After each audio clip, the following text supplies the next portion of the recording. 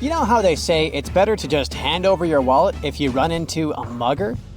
Instead of surrendering their wallets, sea cucumbers choose to spit out some of their insides to fend off predators like crabs and fish. It's a natural defense mechanism for them, and they quickly grow those organs back in just a few days, thanks to special cells inside their bodies. It's not the only weird thing sea cucumbers do. They can actually breathe through their rear end. They have this thing called a respiratory tree that connects to their backside and sits right next to their intestines. So when they suck in water from their behind, it goes into that respiratory tree, letting them absorb oxygen directly into their fluids. Plus, sea cucumbers are the janitors of the ocean. They munch on whatever gets stuck in the sand on the ocean floor. Once they've eaten, they manage to clean out the sand, leaving it nice and tidy after they do their business. As for the clean sand, the stunning white sand beaches in Hawaii are actually a product of parrotfish number 2. These fish munch on algae from rocks and dead corals, and while they're chomping away, they also grind up the leftover bits of coral in their bellies. When they're done, they move their bowels, and voila! It all comes out as beautiful sand. Not only do they play a vital role in keeping the coral reef ecosystem healthy, but they can churn out hundreds of pounds of this white sand every year. Marine animals are seriously impressive when it comes to holding their breath. Just look at sperm whales and elephant seals. They can stay underwater for a mind-blowing 2 hours. Then there's a Cuvier's beaked whale, which holds the crazy record at almost 4 hours underwater. When you compare that to the human record of 24 minutes and 37 seconds held by pro diver Budimir Shobut, it seems pretty insignificant. But what's the marine animal's secret that helps them excel humans this much? Unlike us, these sea creatures have a ton of hemoglobin and myoglobin in their blood and muscles, allowing them to store way more oxygen. When their oxygen runs low, myoglobin steps up and releases even more. Plus, they can tolerate higher levels of CO2, so they don't feel the need to breathe as quickly. There's even a study that found their myoglobin molecules have a unique charge that keeps them from sticking together, which boosts oxygen storage. And on top of all that, they can slow down their heart rate and restrict blood flow to hang out underwater even longer. Rumor has it that about 540 million years ago, a meteor loaded with frozen octopus eggs smashed into Earth. Sounds like a delirium, but some scientists are entertaining a very questionable idea that octopuses and their cephalopod buddies, like squids and cuttlefish, might actually have some extraterrestrial origins. The thing is, cephalopods have extraordinary DNA that doesn't look like any other DNA on our planet. They've got around 33,000 protein-coding genes in their genome, which is way more than what we humans have. A recent study suggests that their evolutionary story shows some odd traits that might hint at a connection to space, like they could be from some super far-off past, or even the future. The researchers went as far as to claim that modern octopuses could be the descendants of these frozen creatures that hitched a ride on comets and splashed down in our oceans. And why octopuses? Well, they really stand out in the animal kingdom. They can use different tools to build their own houses, and they can even solve everyday problems independently of their brain, as 2/3 of an octopus's neurons are in its arms. These traits seem to have just appeared out of nowhere during evolution. They even tossed around another quirky theory. What if an extraterrestrial virus crashed into early squid populations and gave them a crazy boost in evolution, turning them into the octopuses we know today? Anyways, these are just fun speculations without any hard proof. Now, this funky object is an animal, not a rock. It's called sand dollar. Just look at the shape of its shell. Once sand dollars are exposed to the sun, their shells lose their soft, spiny covering and become bleached white. Back in the day, beachcombers thought these shells looked a lot like big silver coins, kind of like the old Spanish dollar that was about the same size. But if you prefer, you can call them sand cakes instead. These quirky creatures have tiny spines on their surface, and they glide along the ocean floor. They use small tube feet that line the grooves on their underside to grab bits of food like plankton and algae, which they then send to their mouths. Inside, they have 5 triangular teeth that help them munch on their meals. In some Georgia folklore, sand dollars are said to represent coins lost by mermaids. Sand dollars have a unique talent for cloning themselves. They can do this for a bunch of reasons, like when a predator comes around. Some species of sand dollar larvae can actually split in half as a defense mechanism.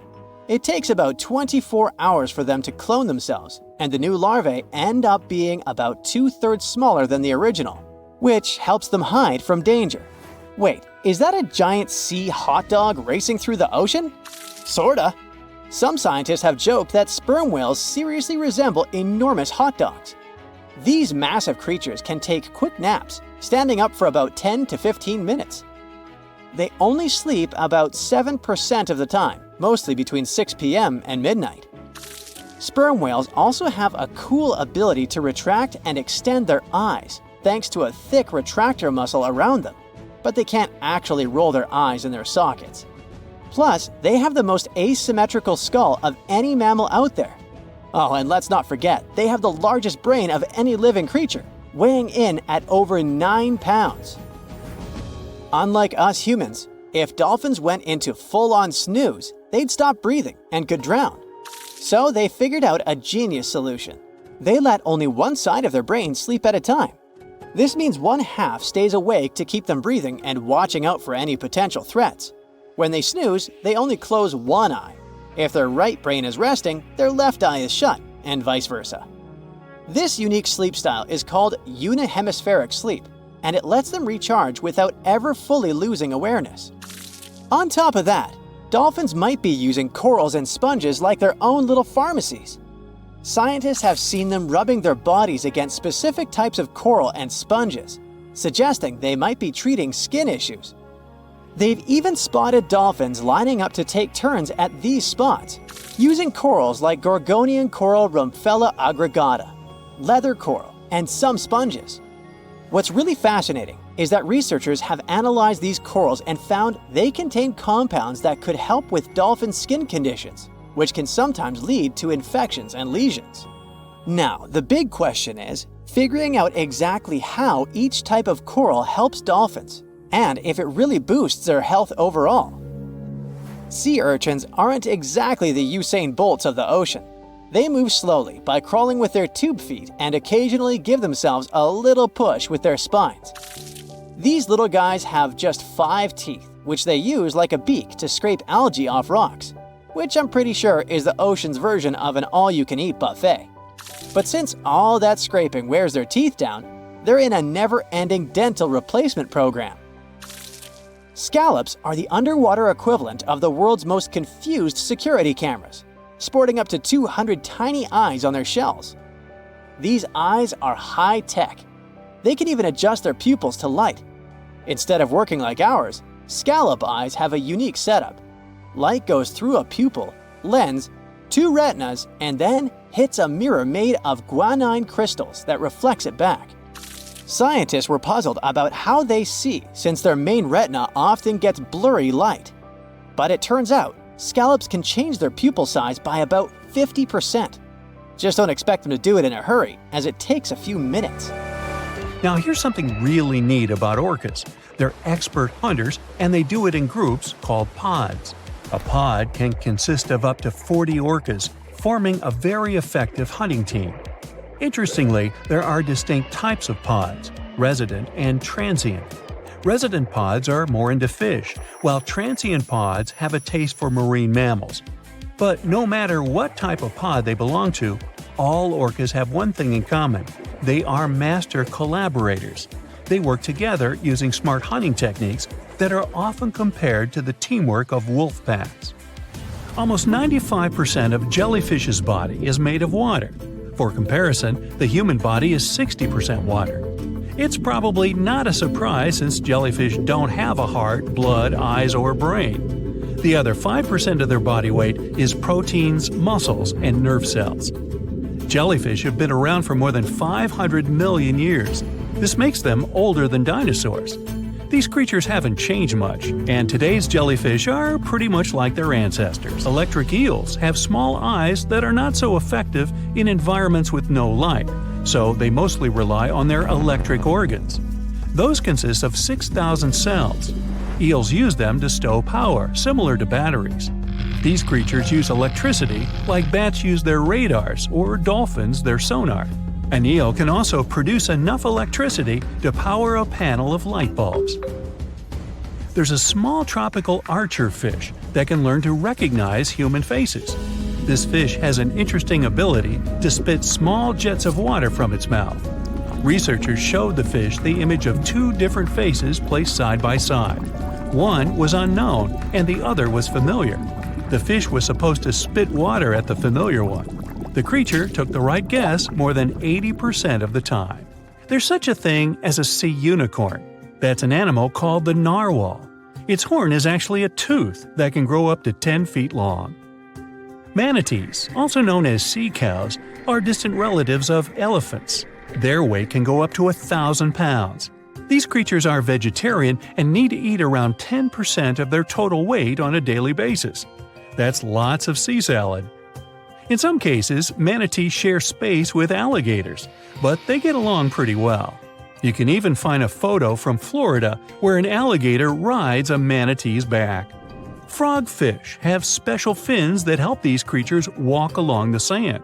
They're very useful in shallow waters. A ghost pipefish is hard to see, but once you spot it, you're bound to get really surprised. Its head makes up over 40% of its body. Crabs don't feel like wasting time on such formalities as putting foods in their mouth. That's why they taste it with their feet, which is where their taste buds are. Marine iguanas are the only lizards on our planet that like spending time in the ocean, even though they mainly live on land. They're herbivores that feed in shallow waters and swim like snakes. Iguanas use their long claws to hold on to the bottom when they need to graze. Green turtles can cross over 1,400 miles when migrating. They try to find the perfect spot to lay their eggs. Penguins sort of fly when they're underwater, reaching a speed of 25 miles per hour. More than 5 million years ago, I've heard, I wasn't around then, deep-sea worms and humans had a common ancestor. So we still share 70% of our genes with these creatures, and with sea stars, squid, and octopuses. Now, octopuses are in fact incredibly old. The oldest known fossil belongs to an animal that lived almost 300 million years ago. FYI, this is before our dinosaur buddies roamed the Earth. Wait, there's more! Octopus arms have a mind of their own. That's because 2/3 of their neurons lie in their arms, not in their heads. This means that their arms can problem solve how to open a shellfish, while their owner is worried about other stuff entirely. Talk about ninja-level multitasking. Oh, and like other animals, such as chimpanzees and dolphins, octopuses have proven to be good at maneuvering tools, like picking up old shells and using them as a temporary home.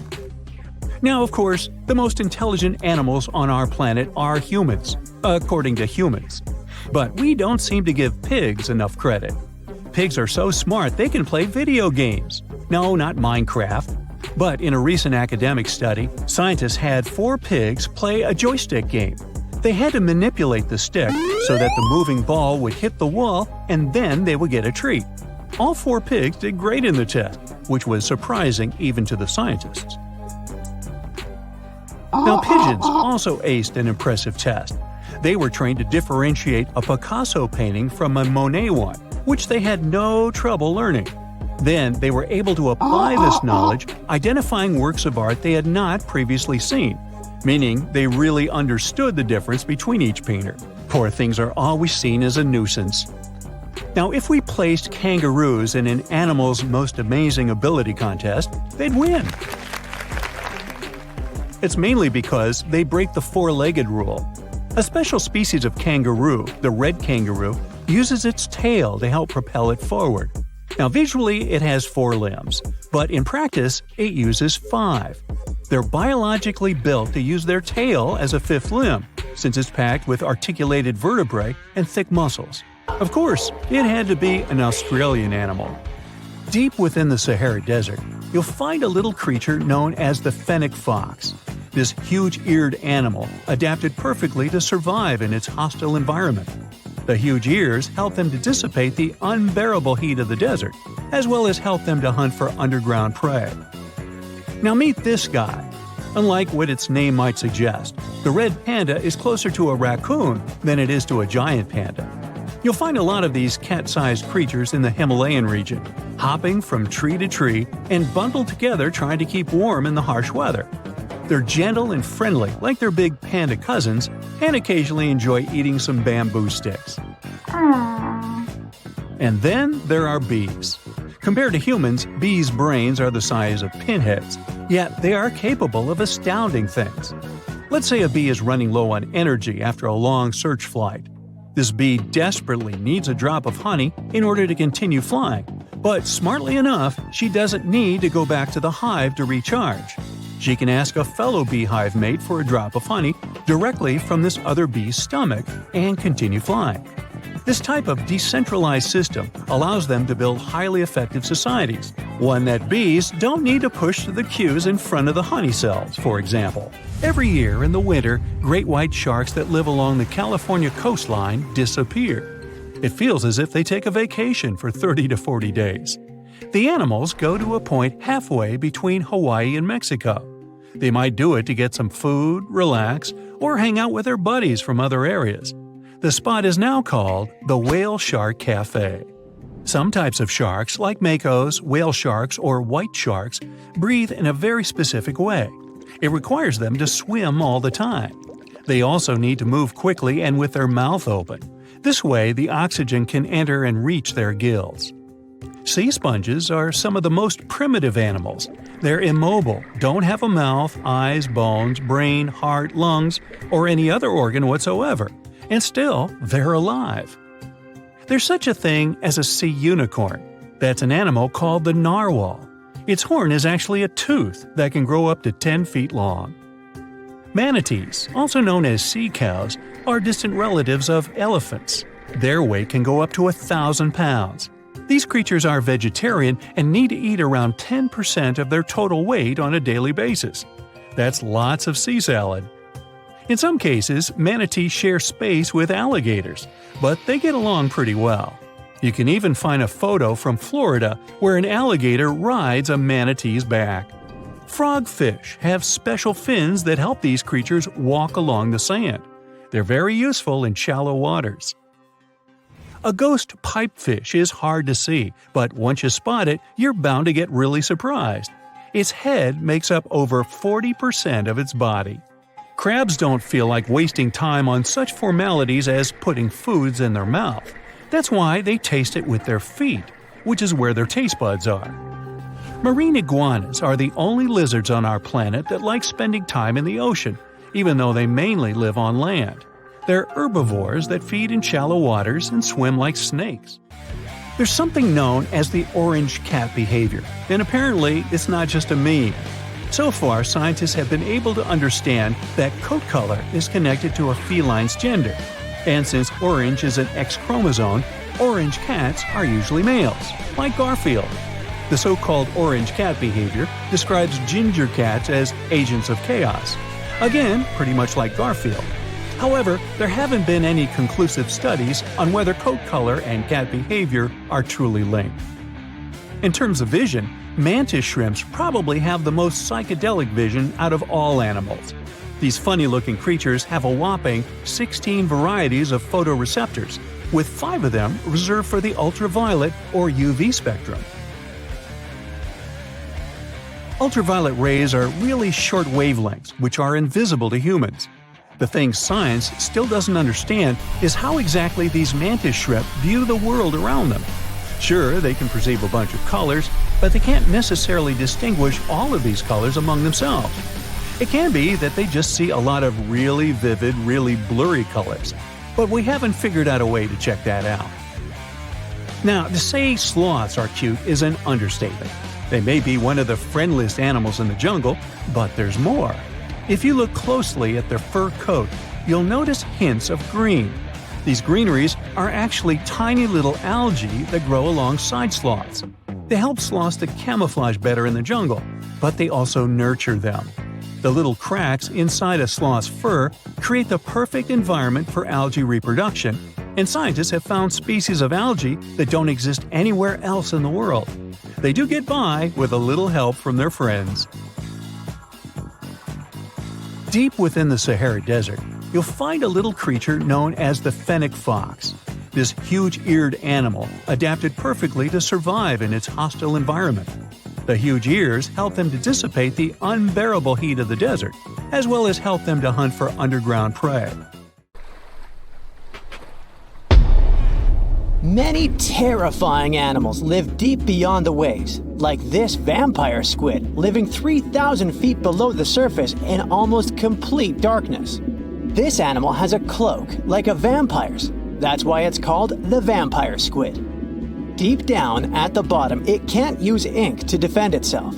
So this animal has developed an unusual tactic. It glows slightly to scare away predators.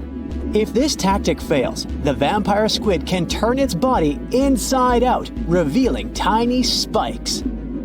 When you translate its scientific name, Vampiroteuthis infernalis, it literally means vampire squid from the nether. Despite its terrifying looks, it's a harmless ocean animal.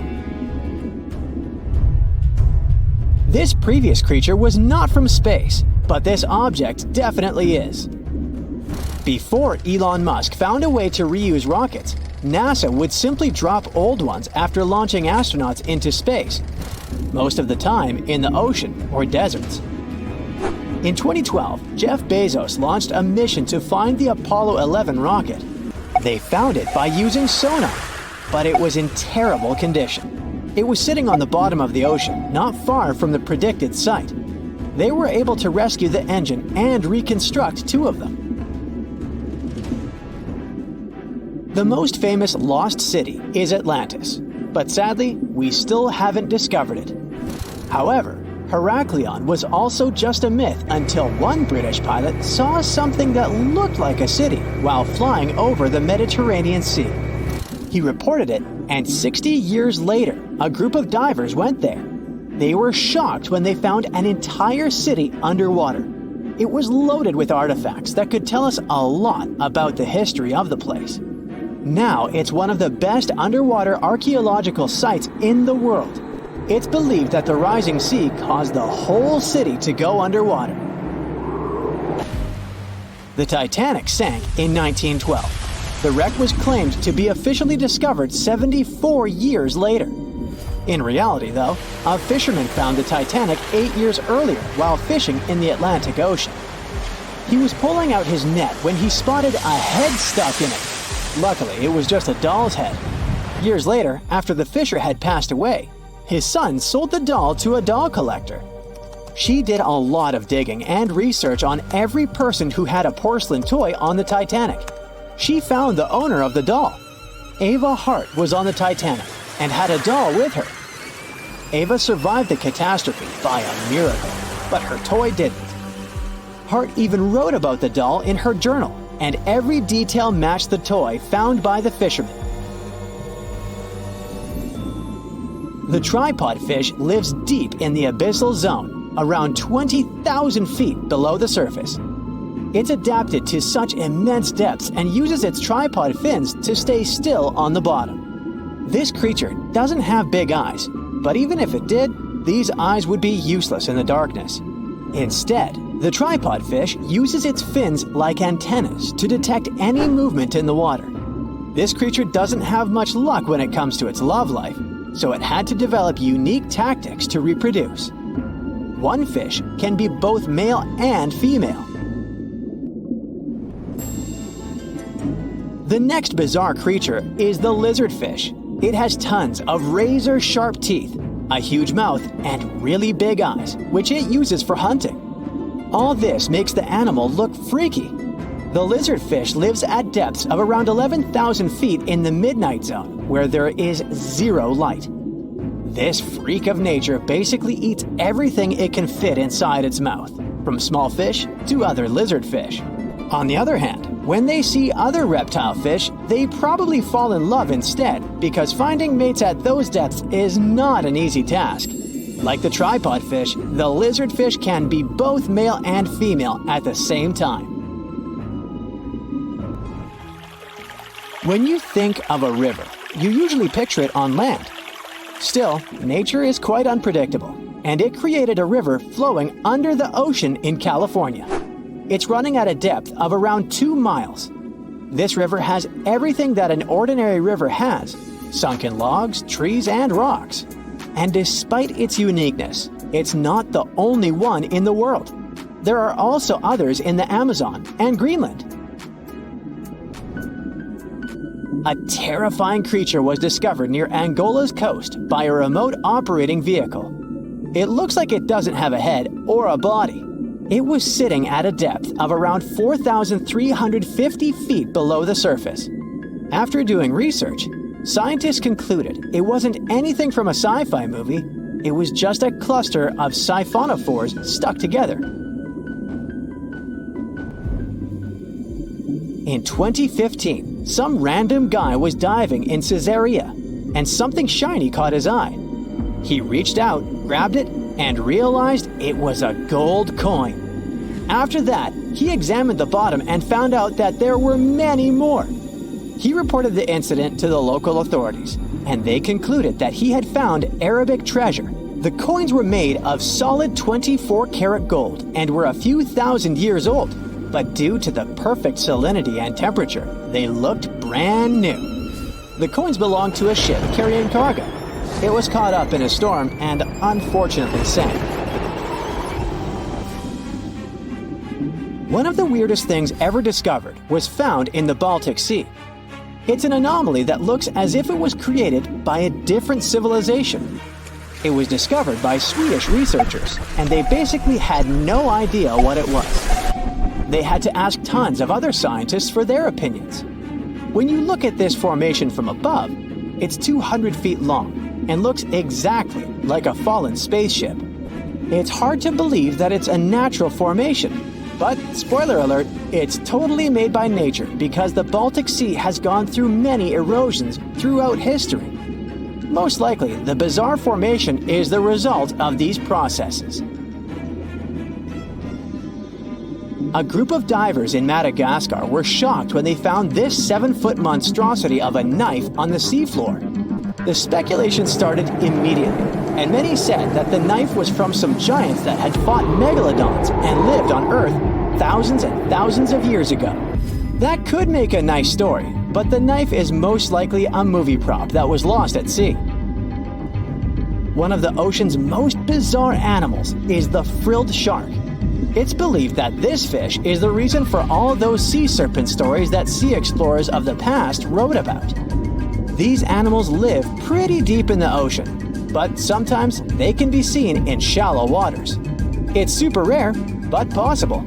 The frilled shark has a big mouth sporting around 300 teeth. It also has a long body that looks like a lizard's, and it is truly a unique species of shark.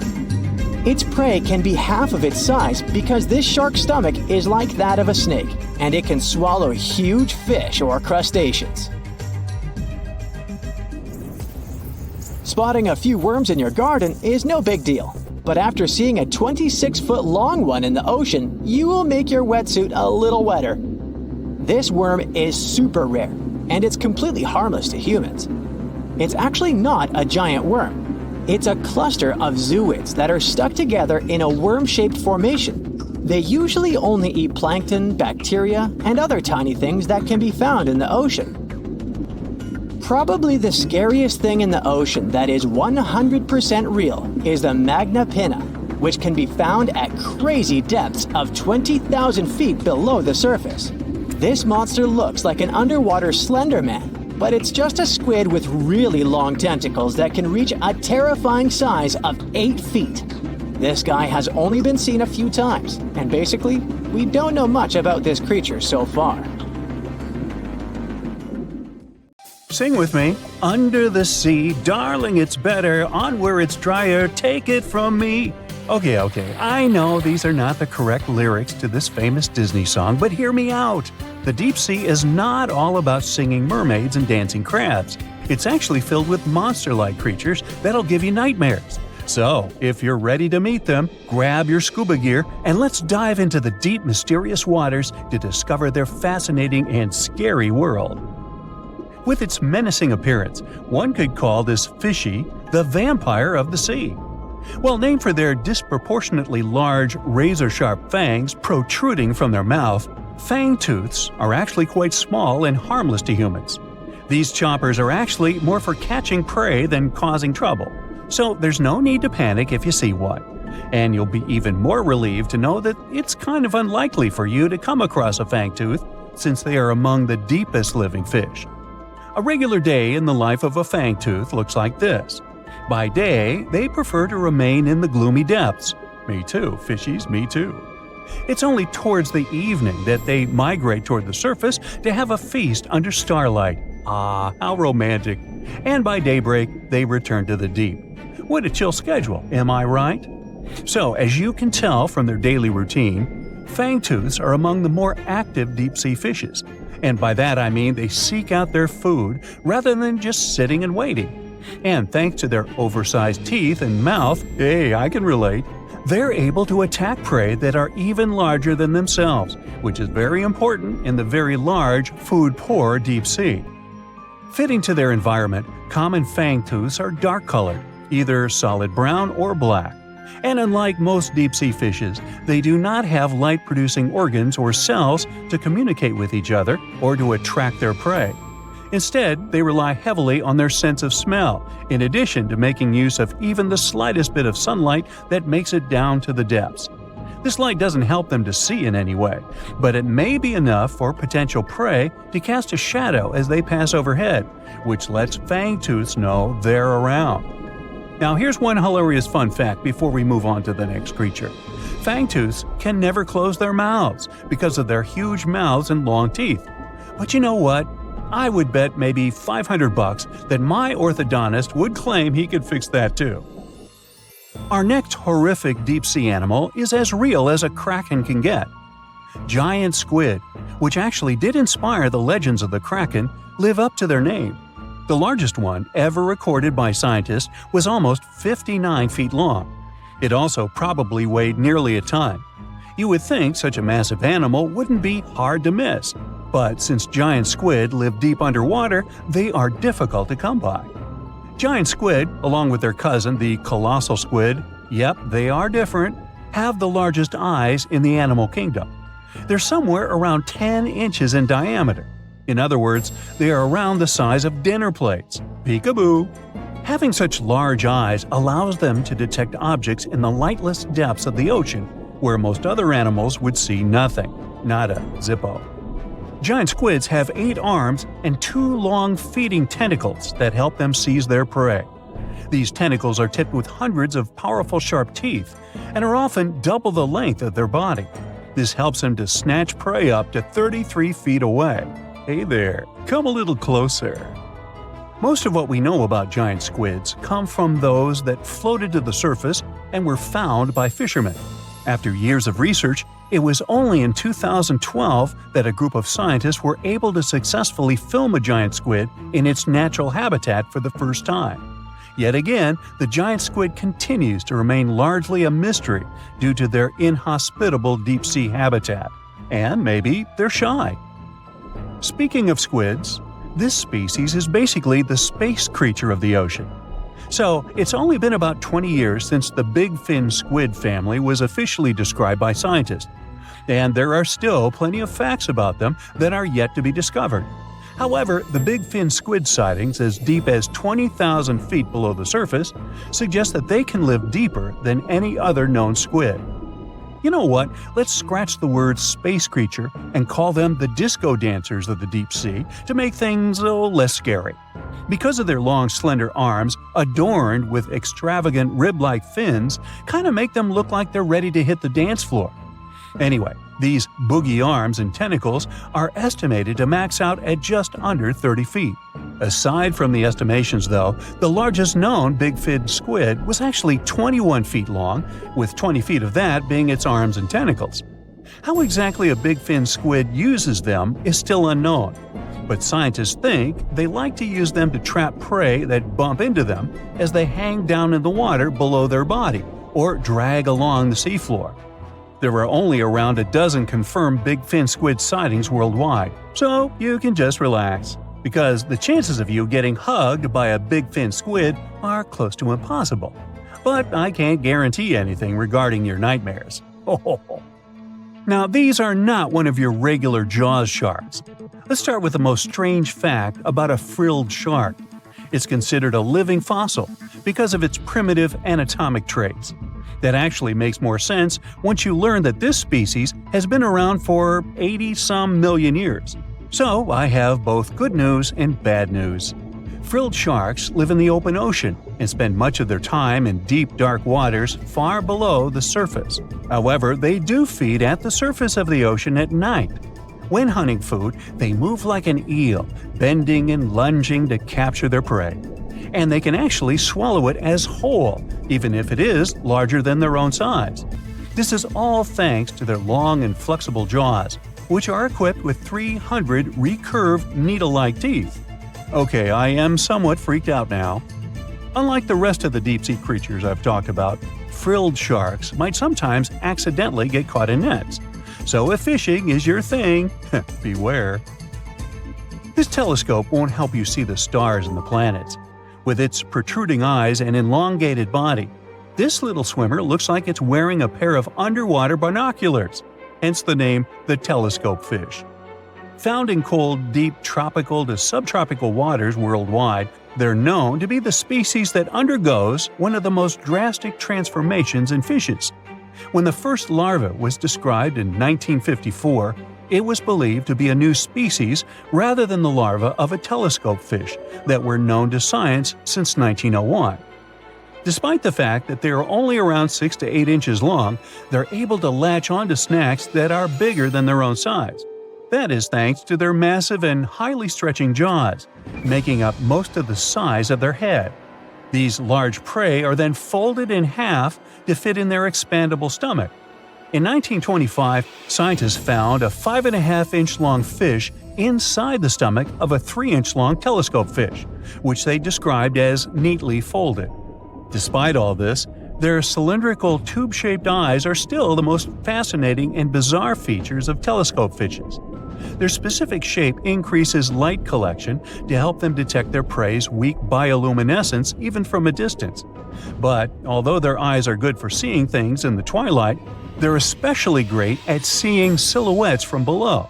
That's why they orient themselves vertically in the water. Now, I have to admit they look kind of cute if you ask me. Sort of like uglier versions of Minions. Yeah, right? Here's an ordinary fish. And here's a fish that was supposed to become a human, but it didn't. And not because it didn't come out of the ocean. The second fish has more intelligent eyes, but there's almost no difference between them. And that's why... Oh, and do you see that silhouette in the shadow? This big ugly monster is one of the key characters in this story, and it hates the intelligent fish. But I'll tell you more about that later. So, the ocean world is an eternal struggle for survival. The big and strong eat those who are smaller and weaker. 400 million years ago, it was the same, only on an even larger scale. Real monsters inhabited the ocean. Giant reptilian fish ate long sea centipedes. Some fish were covered with bony shells. Others had razor-sharp teeth. As a result, some weaker fish escaped the ocean to survive. Other creatures left it to get food, or out of curiosity. And so, according to the theory of evolution, in the next millions of years, these fish began to grow limbs and hair and climb trees. And you know what happened next. And now, let's imagine that nothing forced fish to go to dry land. What if the ocean wasn't so dangerous, and there were a lot of algae and phytoplankton, and fewer ancient and giant sharks? There's food and there are no enemies. Why would fish need to leave this place and spend a couple 100 million years growing limbs? Fish could chill and hang out in the water. Some reached the surface, but they didn't like it there. Strong winds, lightning flashes, it all looked unfriendly. Millions of years passed, and fish were still around. More dangerous sea inhabitants appeared, but fish just grew longer fins to swim faster. Other fish grew plates on their tails to fend off enemies. But in general, most fish still look the same as they did millions of years ago. Their brains were developing. They learned how to communicate with one another using echolocation and movements of tails and fins. All day long, fish swam, looked for food, multiplied, and hung out together. It made no sense for them to evolve. And now, let's take a look at the history of humans. So, fish came to land and grew limbs. Then the struggle for survival began. Some creatures became carnivores. Others turned into herbivores. Some ate grass, and others noticed ripe fruit on trees. These crawling creatures started reaching for fruit. After millions of years of such attempts, the creatures' limbs began to grow longer. They stood on their back legs and finally became upright. These ancient animals, the ancestors of primates, learned to climb trees to get more fruit. Then some of them started using stones to crack nutshells. Others began to throw sticks into branches to knock down ancient apples. The more these animals interacted with the environment, the more their brains developed. In addition to saber-toothed tigers and other ancient monsters that tried to eat primates, there were also bad weather conditions that caused a lot of problems. Ancient apes began to hide in caves and even create shelters from branches and leaves. Then someone accidentally started a fire, and it changed the rules of the game. New neuron connections opened up in the brain, and it led to abstract thinking. People built bonfires in caves and watched flames cast shadows on the walls. Images began to form in their heads. The ancestors of people began to make drawings. And so, step by step, over millions of years, they evolved into Homo sapiens. Of course, no one knows precisely how it was, but let's assume that evolution worked this way. The struggle for survival formed the human brain. And now, let's go back to the ocean, where fish swim. They can move from side to side, up and down, and they don't need to reach any branches and fruit. Food is floating everywhere around them. Fish are cold-blooded, so they don't freeze. They don't need to hide from the rain or anything else, so they don't need to build roofs and shelters and start a fire. But still, something changes in their minds. Fish often swim to the surface to see this bright light from the sun. Through the clear water, they see the starry sky and the bright moon. And of course, these pictures form new neural connections in their brains. Fish are curious, and they think about how to explore the land. Their gill-based respiratory system doesn't allow them to be out of the water for a long time. Fish begin to contemplate this world.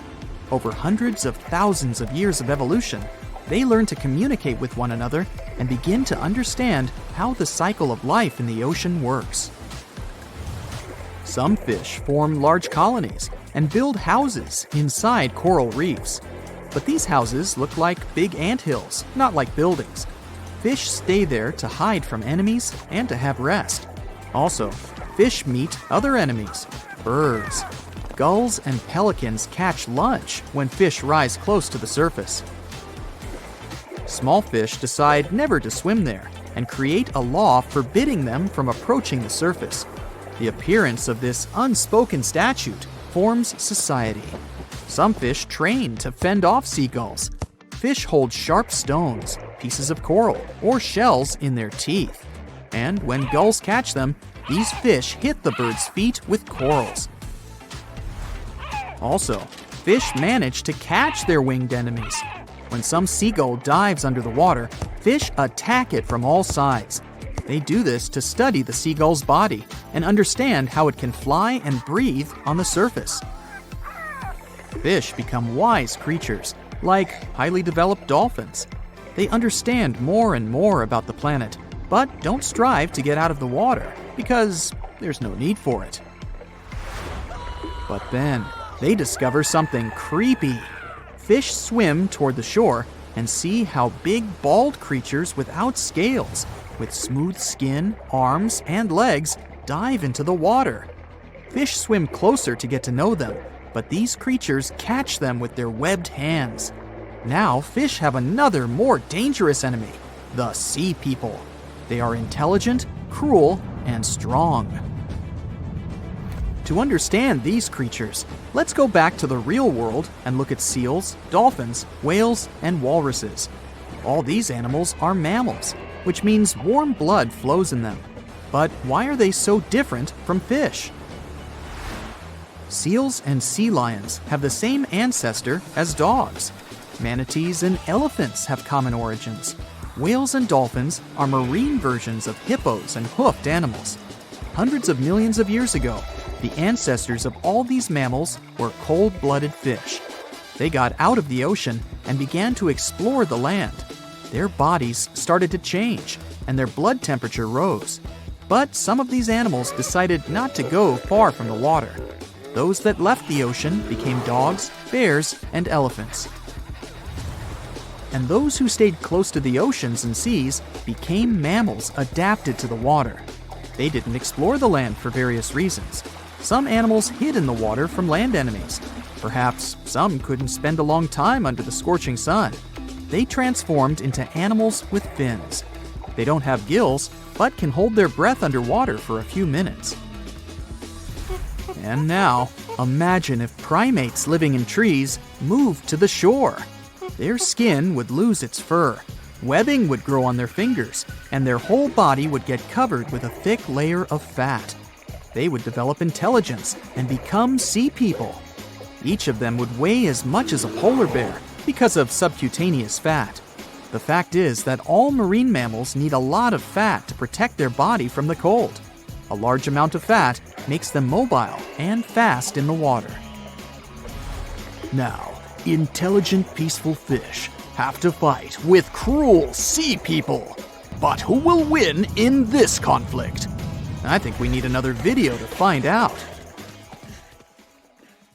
Ever wonder why, despite all our advancements in technology and science, there's a vast expanse of our own planet that we barely know about?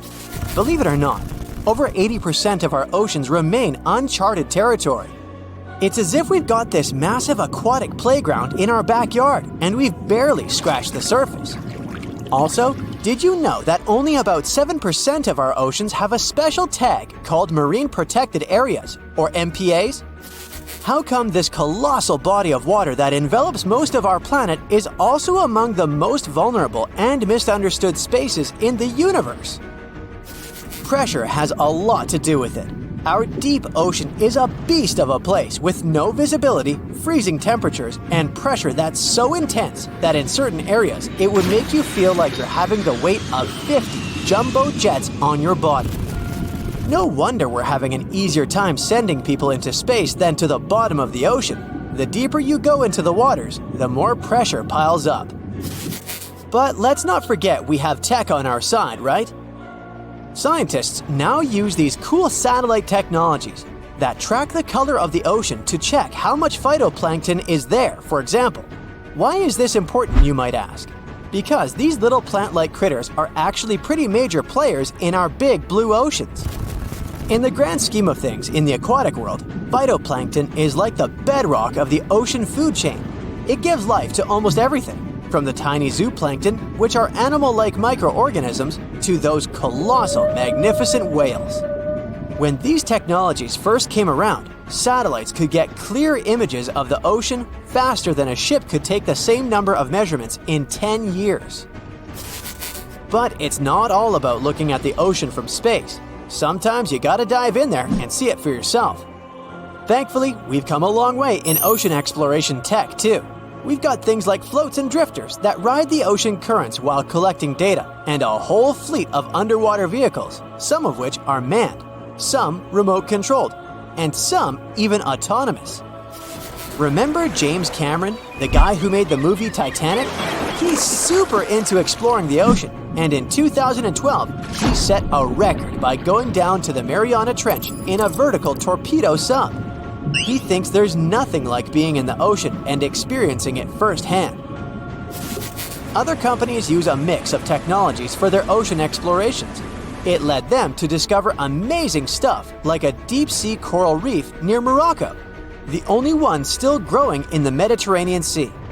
They've also discovered new species and documented ones previously thought to live only in the Atlantic. These efforts have convinced local authorities to declare some places as marine parks. As with most scientific areas, the road isn't without its bumps. These expeditions can cost quite a lot, and the lack of detailed maps and data only adds to the challenge. We can't always rely on bathymetric information, meaning the study of the ocean floor, because it's often not available. And that's the tricky part. We need to explore more to know more, but getting the funds for these kinds of projects can be tough when there are so many unknown variables. One particular company's explorations have helped protect nearly 4 million square miles of ocean so far. The data they collect during their expeditions is invaluable. It's used to identify new species, locate vulnerable habitats, and even show where threatened species are being overlooked. Their work helps dismiss excuses from local authorities who claim they lack the necessary information to establish more MPAs.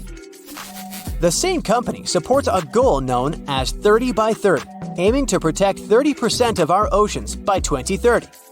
It's a big target, and there's a long road ahead, but ongoing ocean exploration can provide the proof needed to keep more of our oceans safe. We also need to set aside areas for protection and research, even when we don't have all the facts just yet.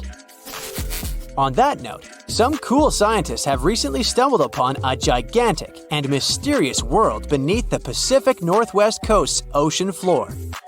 The best part is, this massive realm of life is pretty much cut off from the rest of the world above, making it like a secret underground club that only the best microbiologists have access to. Picture an active city. Except the city is microscopic cracks in the basalt rocks of our oceanic crust, and its residents are microbes.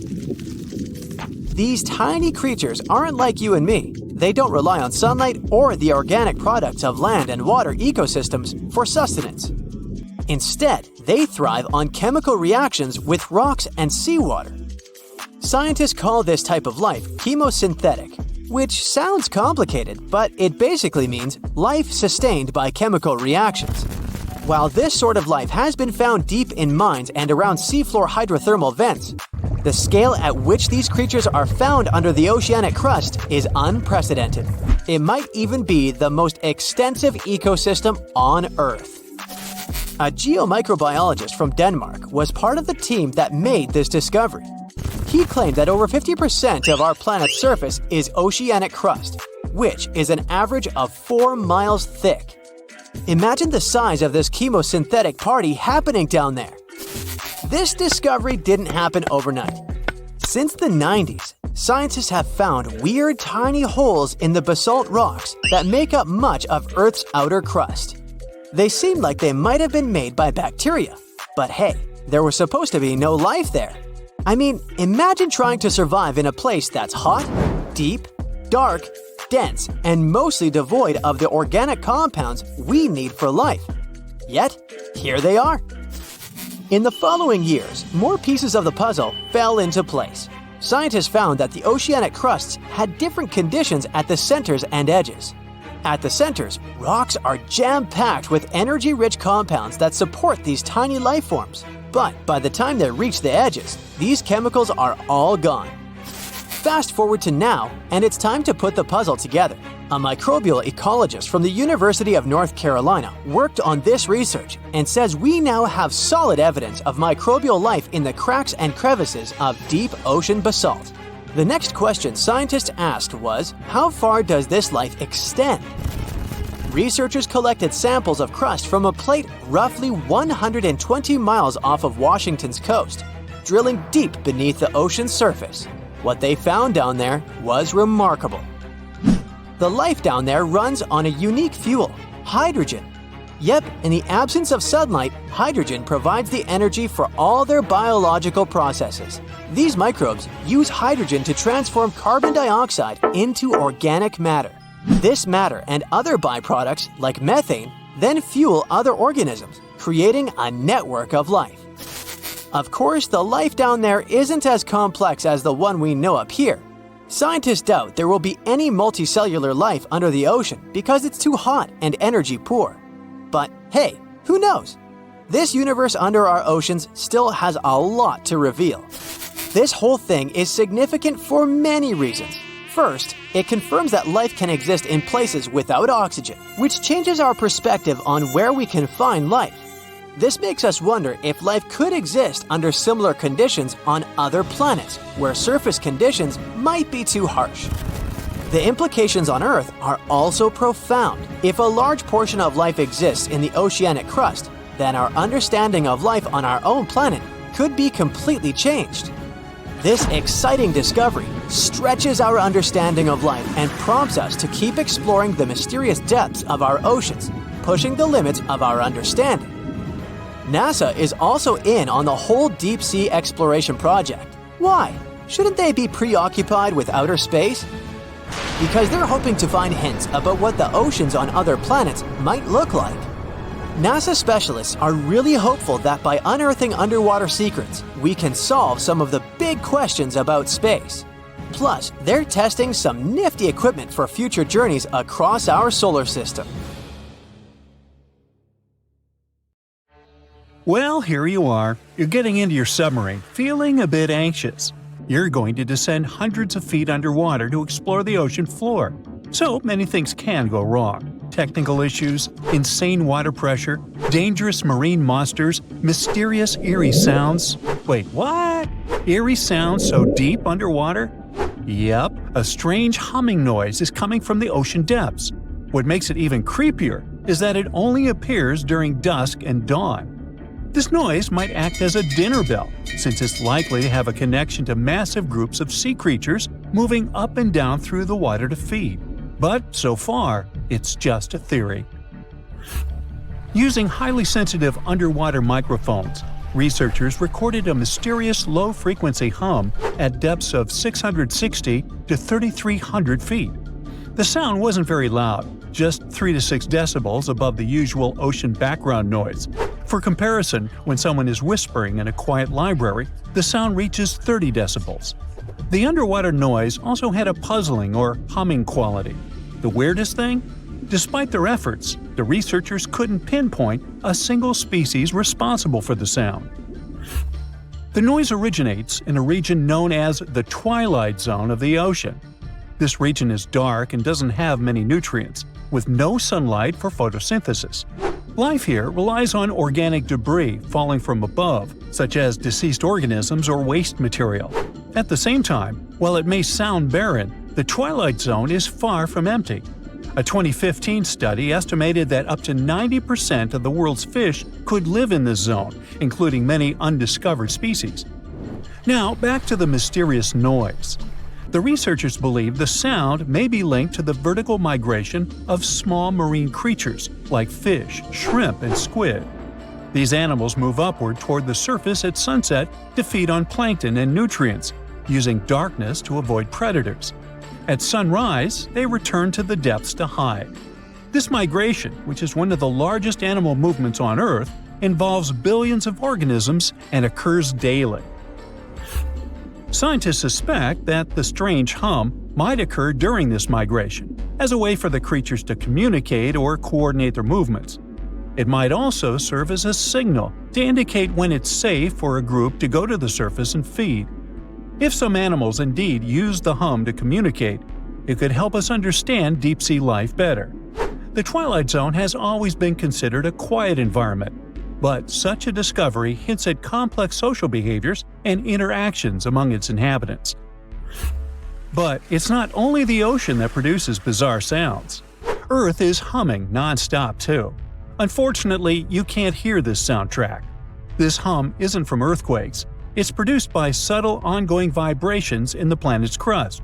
They're too faint for us to feel and can only be detectable with special equipment. Scientists have long known about this phenomenon called free oscillation and have recorded this persistent hum. Earthquakes are the most noticeable ground movements. According to the U.S. Geological Survey, Earth experiences about 500,000 earthquakes every year. Of those, only 100,000 are strong enough to be felt, and around 100 cause noticeable damage. But in the quieter moments between earthquakes, the planet is still constantly vibrating with smaller, unnoticeable movements. Unlike the sudden jolts of earthquakes, this hum is steady and uniform, and it's a byproduct of microseismic activity. Seismometers, tools used to record ground vibrations, can detect this sound anywhere on land. For years, researchers have been debating the origins of this hum. Some thought it came from ocean waves reaching deep into the seafloor. Others believed it was caused by colliding waves on the ocean's surface. By 2015, scientists had confirmed that both factors contributed to Earth's constant vibration. And although this hum has been recorded on land, now we also have much clearer, more detailed underwater recordings. To study the hum, researchers used spherical seismometers on the seafloor in the Indian Ocean near an island east of Madagascar. Between September 2012 and November 2013, they placed 57 freefall seismometers across a 772 square mile area. These devices are designed to sink into the ocean floor and record even the faintest vibrations. Over the course of the 11-month study, the team filtered out noise from ocean waves and seafloor currents. They got clear, consistent signals of Earth's hum, with peaks at frequencies between 2.9 and 4.5 MHz, far below the range of human hearing, which starts at 20 Hz. The discovery of Earth's hum from the ocean floor is more than just a scientific curiosity. It gives researchers a new way to study how energy moves through the planet's crust and mantle. In any case, the world around us is filled with weird sounds that sometimes remain unexplained. One of the most intriguing examples is the bloop, an incredibly loud underwater sound recorded in 1997 by the U.S. National Oceanic and Atmospheric Administration. The sound lasted about a minute and began as a low rumble, which then increased in frequency. It was so loud that underwater microphones detected it across an astonishing 3,000 miles.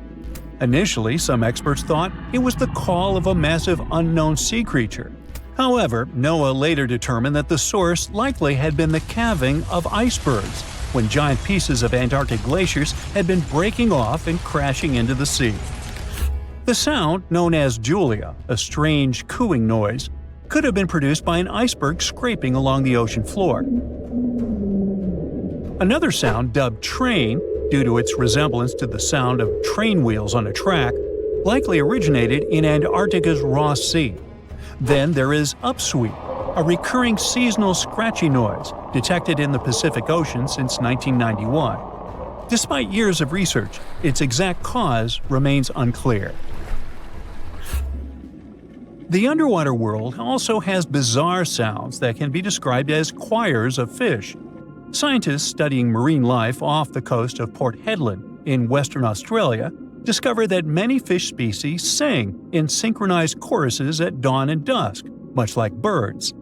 Over 18 months, researchers recorded tons of sounds, including foghorn-like calls from black jewelfish and rhythmic ba-ba-ba sounds from batfish. These fish songs, which often involve repetitive calls that overlap in large groups, are especially important for breeding, feeding, and territorial behavior. Deeper in the ocean, NOAA researchers also explored the sounds of the Challenger Deep, the deepest part of the Mariana Trench. They used a titanium-encased microphone that managed to survive the crushing pressure, over 1,000 times the atmospheric pressure at sea level. Over 23 days, the recorder captured loads of noises, from the haunting songs of whales to the rumble of distant earthquakes. Now, we've already figured out that the ocean is filled with strange sounds, but you can also hear weird noises above ground. One of the most puzzling is the hum, a low-pitched noise reported by people in specific areas, such as Taos, New Mexico, or Bristol, England. The sound is often described as a faint engine-like drone, and its source remains a mystery. Some researchers think it might be a psychological phenomenon, where people focus on subtle background sounds they might otherwise ignore. In any case, no definitive answer has been found yet. Geological formations can sing too. Utah's Rainbow Bridge, a massive 300-foot-high sandstone arch, vibrates like a guitar string when exposed to sounds, distant earthquakes, or waves near Lake Powell. Scientists have studied its frequencies to understand how such vibrations could affect the bridge's stability over time. Interestingly, visitors to the Rainbow Bridge have reported hearing faint humming sounds too. The skies also have their own eerie noises. For centuries, people in polar regions have described faint sizzling, popping, and cracking sounds, accompanying auroras. A Finnish researcher made the first known recordings of these sounds and traced their origin to electrical discharges in the lower atmosphere, about 230 feet above the ground. These charges, caused by magnetic storms fueling auroras, produce faint sounds during calm and clear nights. Other natural phenomena, such as icebergs grinding against the seafloor or volcanic activity on the ocean floor, produce groans, rumbles, and crackling sounds that scientists study to learn about glacial movements and underwater geological activity. I myself produced many unusual sounds and rumbles, but, that's a subject for another video, or my next annual review. A remote survey vehicle, Okeanos Explorer, found this mysterious golden orb in the Gulf of Alaska, about 2 miles deep underwater. No one can say what this thing is. It's a strange object just 4 inches wide, and it was firmly stuck to some rock. When you touch it, it's smooth, soft, feels like flesh. You can even see a hole in it, as if something escaped from there. But what? Divers brought the mysterious orb to the lab from the Pacific Ocean. They felt like in the beginning of a horror movie, almost as if you poked this thing, something would jump at you. This could happen if they had found it sooner. The hole in that orb means something alive tried to get inside or break out from inside, which is why scientists assume that this is an egg. We might have discovered a new species, or a new life stage of some species we already know. Some species do lay their eggs on the ocean floor, like squids. Although, if that's the case, then these animals might be gigantic, because that egg is huge. But maybe it's not an egg. Maybe it's a sponge. They found this thing surrounded by white coral, where sponges usually vibe. Just months before this discovery, scientists found more than 5,000 new marine species in a tiny space between Hawaii and Mexico. The Gulf of Alaska is home to 52 more species, with tons yet to be identified. So maybe it's just one of those sponges we haven't discovered yet. Or it might be a coral, or something entirely different. The only thing scientists know for sure is that the thing is a living organism.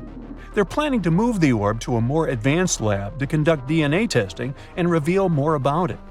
And it's not our first horrifying discovery from the oceans. In 2013, 2 rare locomotives were discovered under 90 feet of water off the coast of New Jersey. Scientists think that both of them were lost in the 1850s. For something that's been underwater for 160 years, they're in very good shape, even with layers of rust and barnacles. You can even see their smokestacks, and they sit upright, as if ready to pull into a station any minute now. They're not sure where these locomotives came from. There's no historical record of them being built or lost, which makes their discovery even more mysterious. They have strangely rare steam engines, both about 15 tons, lying 5 miles off Long Branch. The engine models were already outdated even back when these trains were made. They were small and powerful, but were only produced for a short time. Perhaps they were on a journey from Boston to the mid-Atlantic. Then a storm struck. It caused them to either fall off a barge or to be deliberately pushed off to save the ship. Scientists want to restore the locomotive to learn more about them. And this isn't the only gift to the seas humans left behind.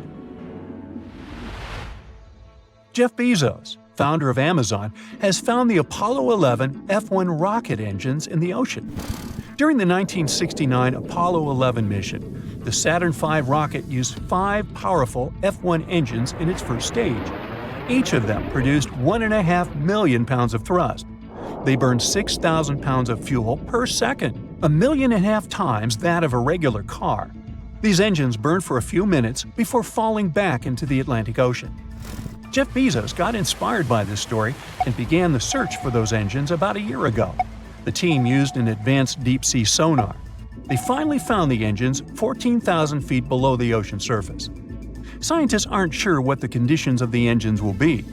They did have a super-fast impact with the ocean after all, and then laying over 40 years in salt water. But they were built from very tough materials, so hopefully we'll be able to study them. Ideally, Bezos wants to recover them. They're still a NASA property, but he hopes to display them in museums like the Smithsonian or the Museum of Flight in Seattle. Can you imagine finding the famous yellow brick road from The Wizard of Oz at the bottom of the ocean? This thing looks like a man-made road, but believe it or not, it's a natural volcanic structure. Divers were exploring underwater volcanic mountains called seamounts in Hawaii. They wanted to investigate a split in the Seamount Trail. They live-streamed their journey and suddenly stumbled upon something fascinating, a pattern of cracks in the seabed that looks like a brick road. They used a robotic arm to pick up the rocks. The rocks had distinct rectangular blocks separated by straight lines and right angles. Someone joked that it might be a road to Atlantis, and another called it a yellow brick road, hence the name. But after some study, scientists discovered that this dry lake bed was made by super-energetic ancient volcanic eruptions. This is actually fractured hyaloclastite rock. Since the volcanoes were going crazy, they heated up and cooled down repeatedly until they created this unique cobbled pattern. On June 20, 2011, the OceanX diving team discovered something extremely weird. They were searching for treasure in the northern Baltic Sea in the Gulf of Bothnia. Instead, they found an anomaly. The thing, dubbed the Baltic Sea anomaly, logically, looked very weird and unnatural. The anomaly is almost 200 feet wide. It looks like a mushroom, rising about 10 to 13 feet from the seabed. It also has a huge disc shape, twice the size of a football field. The main part of the anomaly has straight edges and box-like structures. The top has cracks filled with some unknown black material, and it's not made of metal. The object lies about 300 feet deep in the Gulf's waters. The main mystery is why it's there. This discovery did create buzz in mass media. Some people started saying that it might be a sunken extraterrestrial ship, the remains of Atlantis, or a portal to another world. These claims got even more support when we found weird pavement-like platforms surrounding the object. It kind of looks like a staircase. And on top of that, explorers reported that their electrical equipment, like sonar instruments and satellite phones, malfunctioned near the thing. And it's not even some random reports. Researchers from different institutes said that as well. But scientists think that this is most likely a natural geological formation, even if it doesn't look like it. Although they can't really explain what that formation is supposed to be. They have many theories. It could be linked to human evolution, a glacial deposit from the Ice Age, a result of volcanic activity, and so on. Maybe it's even the remnants of an asteroid that landed on the seafloor thousands of years ago. But none of these theories explain why electronic equipment stops working near it. Who knows? Maybe we'll learn the truth someday. But how about technologies that came to us from the distant past? This strange thing is often called the first known analog computer. It's called the Antikythera mechanism. We discovered the mechanisms in 1901 near the Greek island of Antikythera. It might be from around 87 BCE. They found it in a shipwreck, in incredibly good shape for being so old.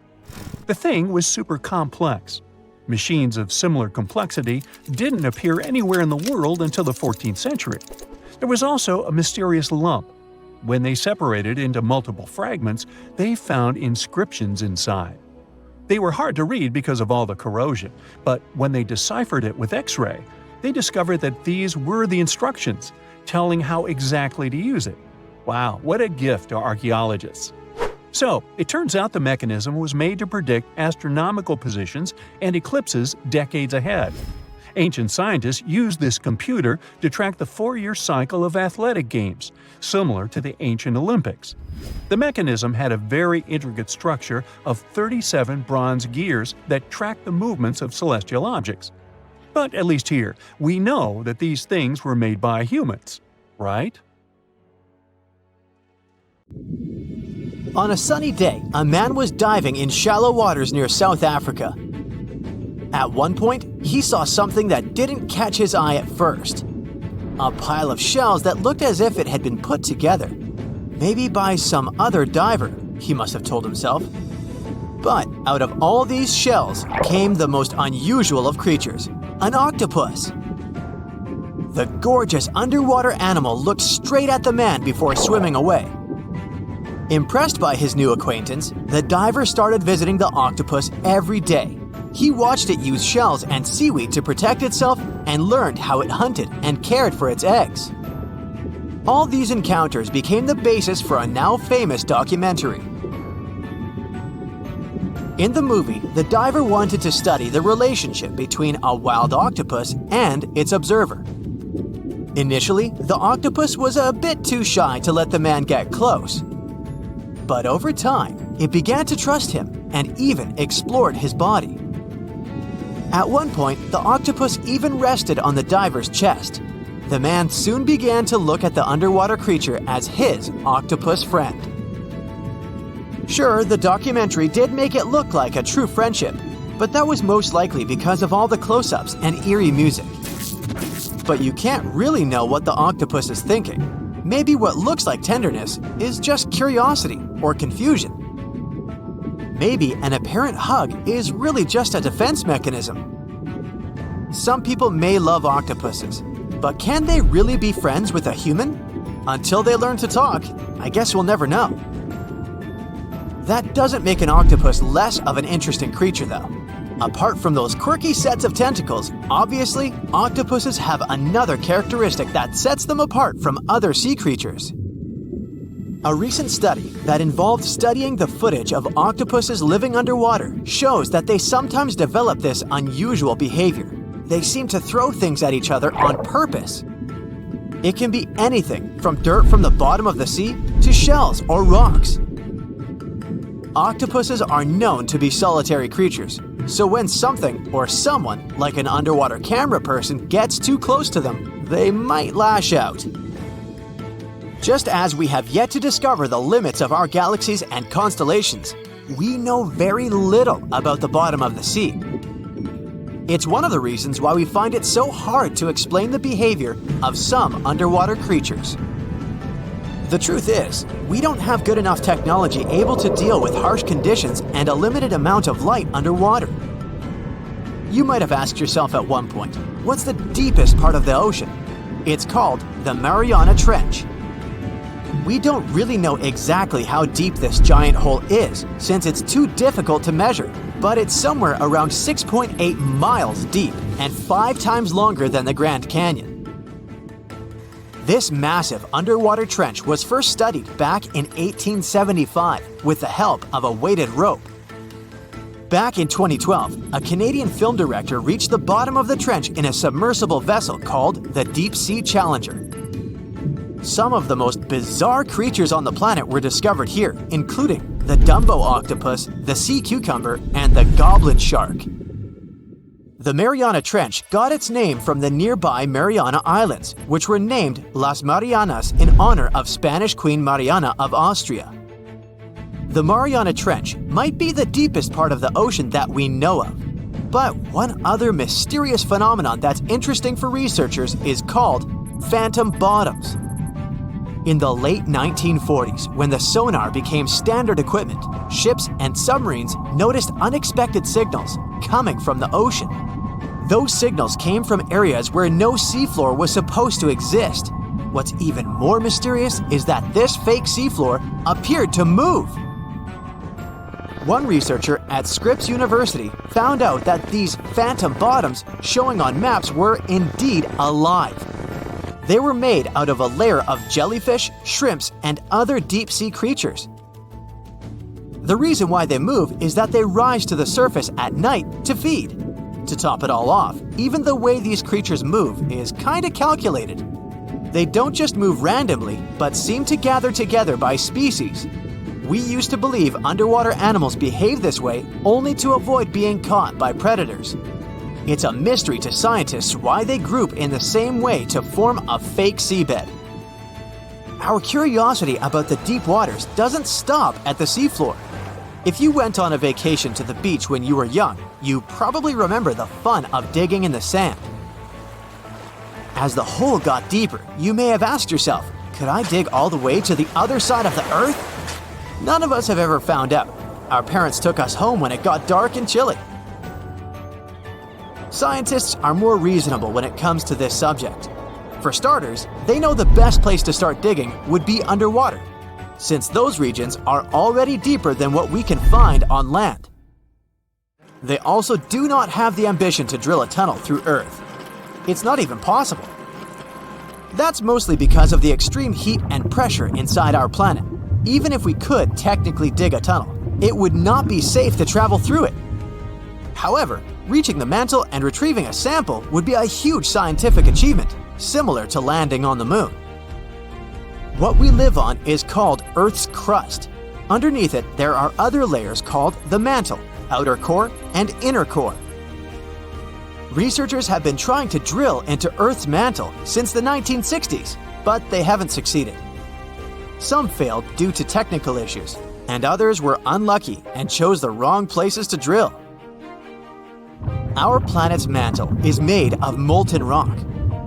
Wouldn't that be dangerous if we ever reached it? Scientists say we have nothing to worry about, though. If and when the drillers eventually pierce through the crust underwater, hot molten rock won't pop up the hole and spill onto the seafloor like it would during a volcanic eruption.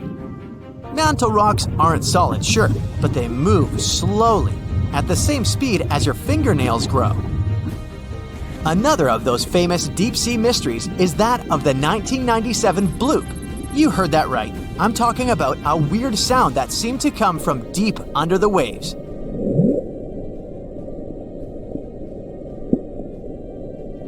People heard it in the South Pacific. No one had ever recounted a sound like that before. Some thought it must have been emitted by a strange creature living deep in the ocean. It didn't help that the noise came from a location mentioned in a story by famous writer H.P. Lovecraft. In his story, it was a creature called Cthulhu that lived there. In the novel, the author described it as a large, human-like monster with tentacles on its face and wings on its back. For many years, people tried to figure out where the noise came from. It wasn't until 2005 that they concluded it was from icebergs breaking off of glaciers. Some people still don't believe that this explanation truly makes sense and are searching for a different reason for the bloop. If creatures living outside of our planet ever decided to come to visit, you wouldn't expect them to go straight to the bottom of the sea, right?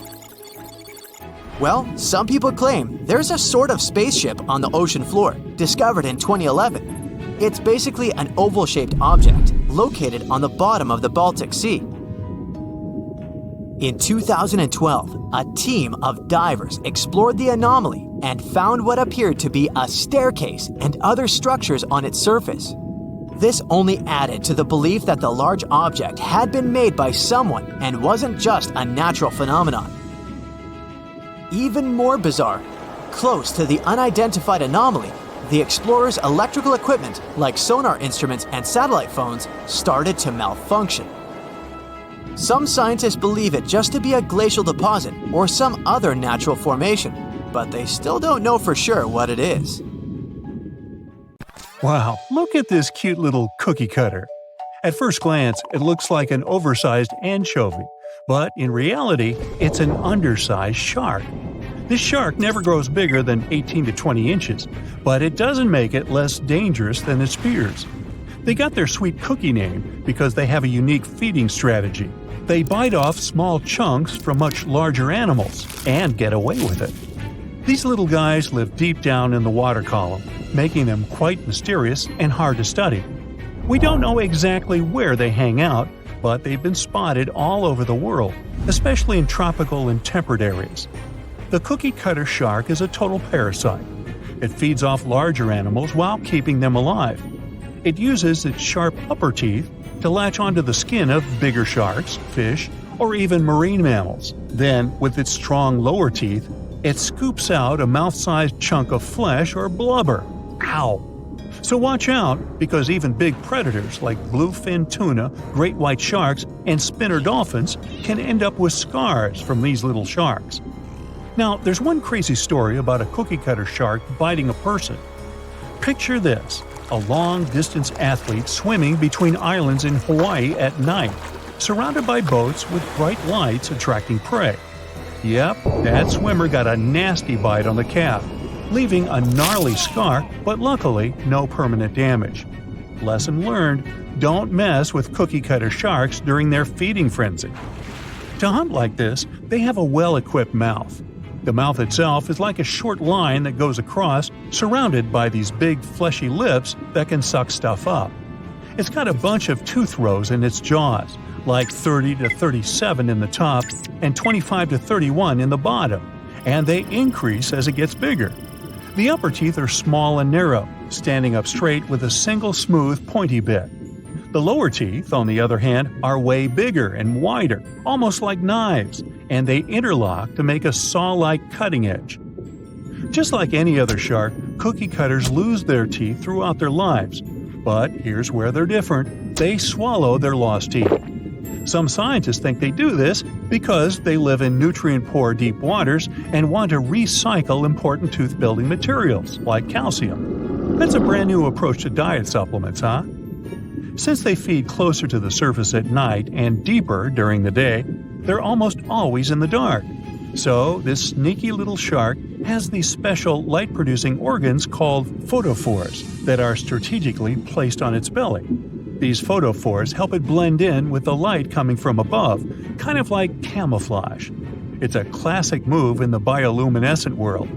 The cookie-cutter shark also has this cool, non-glowing collar around its throat. Some scientists think this collar acts like a fancy lure, making it look like a tasty little fish from below. Imagine how irresistible that would be to a whole gang of hungry sharks. It's like a dinner invitation they can't refuse. Suppose everyone in the world wants to do this, and countries started investing billions of dollars in this project. In that case, we can colonize the ocean floor. The question is, why would we need this? For the same reason we're going to colonize Mars, to save Earth from overpopulation. Why do we need to move to the red planet in the near future if we can live underwater? It'll be cheaper, safer, and most importantly, not far from our home. You don't need to stay in cryocapsules for years to wake up hundreds of millions of miles away from your planet. It's much easier to take an elevator down to the underwater city, hang out there, and enjoy the views of marine nature. Besides, staying on Mars will surely cause severe mental problems for people. Panic, stress, and the realization that you can't return to your home whenever you want can put serious pressure on your mind. It's better to live under millions of tons of salt water, and the reason why we have to do this is a need for more resources. There are about 8 billion people on Earth right now. Some experts think that when the number reaches 10 billion, the world will begin to run out of food, fresh water, and fuel. Agriculture and other industries simply won't be able to develop so quickly. Resources will be depleted, and people will have to do something to survive. The colonization of the ocean is an ideal solution to the problem. Firstly, we have very little information about the ocean. We've studied space much better than the ocean on our planet. Most likely, vast reserves of fuel are hidden under the seabed. Secondly, we will be able to reduce the load on our planet by about 50% if we move to live in the ocean. Thirdly, there will be no problems with logistics.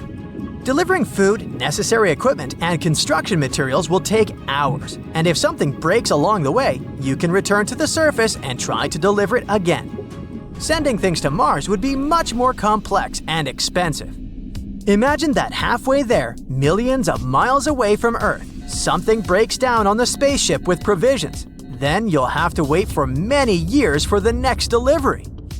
But the main reason for ocean colonization is protection from disasters and natural cataclysms. Volcanic eruptions, radioactive winter, earthquakes, tornadoes, and floods. We could easily wait out any disaster underwater. Yeah, there are volcanoes on the ocean floor too, but the consequences of their eruptions are not so dramatic. The water immediately cools the lava and prevents ash from spreading. We will never experience the consequences of fire again. No burning forests and polluted air. And speaking about the air, there's a lot of oxygen in the ocean. More than half of the oxygen reserves on the planet are replenished by the sea, thanks to algae and phytoplankton. So don't worry, we'll be able to breathe deeply. The main thing is to figure out how to do it underwater. When humanity decides to take such a global step and begins to colonize the ocean, we will first have to adapt our bodies to high pressures. There's such a thing called saturation diving. Before descending into the depths, you must inhale compressed air. The nitrogen and oxygen quickly dissolve in your blood and exert pressure on your body from the inside. At the same time, the water pushes on it from the outside. In simple terms, your body is in balance and you don't feel bad. Divers use this method when exploring the seabed at great depths. Therefore, when people begin to colonize the ocean, they will dive there wearing cylinders with compressed air and an oxygen mask. The main rule is to surface slowly. You need to wait until the compressed air completely dissipates inside your body. If this isn't done and you rise to the surface, then you will feel intense pressure from the inside. Nitrogen will start acting in your veins like soda bubbles when you shake a can with the drink. After this adaptation, we will start building cities, roads, and stations that will transfer people to dry land and back. It shouldn't be too difficult because we already have the technologies needed for the underwater lifestyle. Welcome to the Aquarius Reef Base, located at the bottom of the Florida Keys Marine Reserve. This is a small laboratory where 6 people can live for 10 days. Scientists working there study coral reefs, marine plants, and fish. The lab doesn't look modern.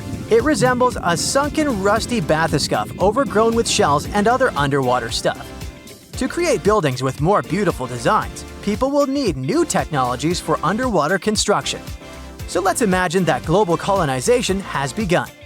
Engineers use durable stainless metals and other materials capable of withstanding high pressure.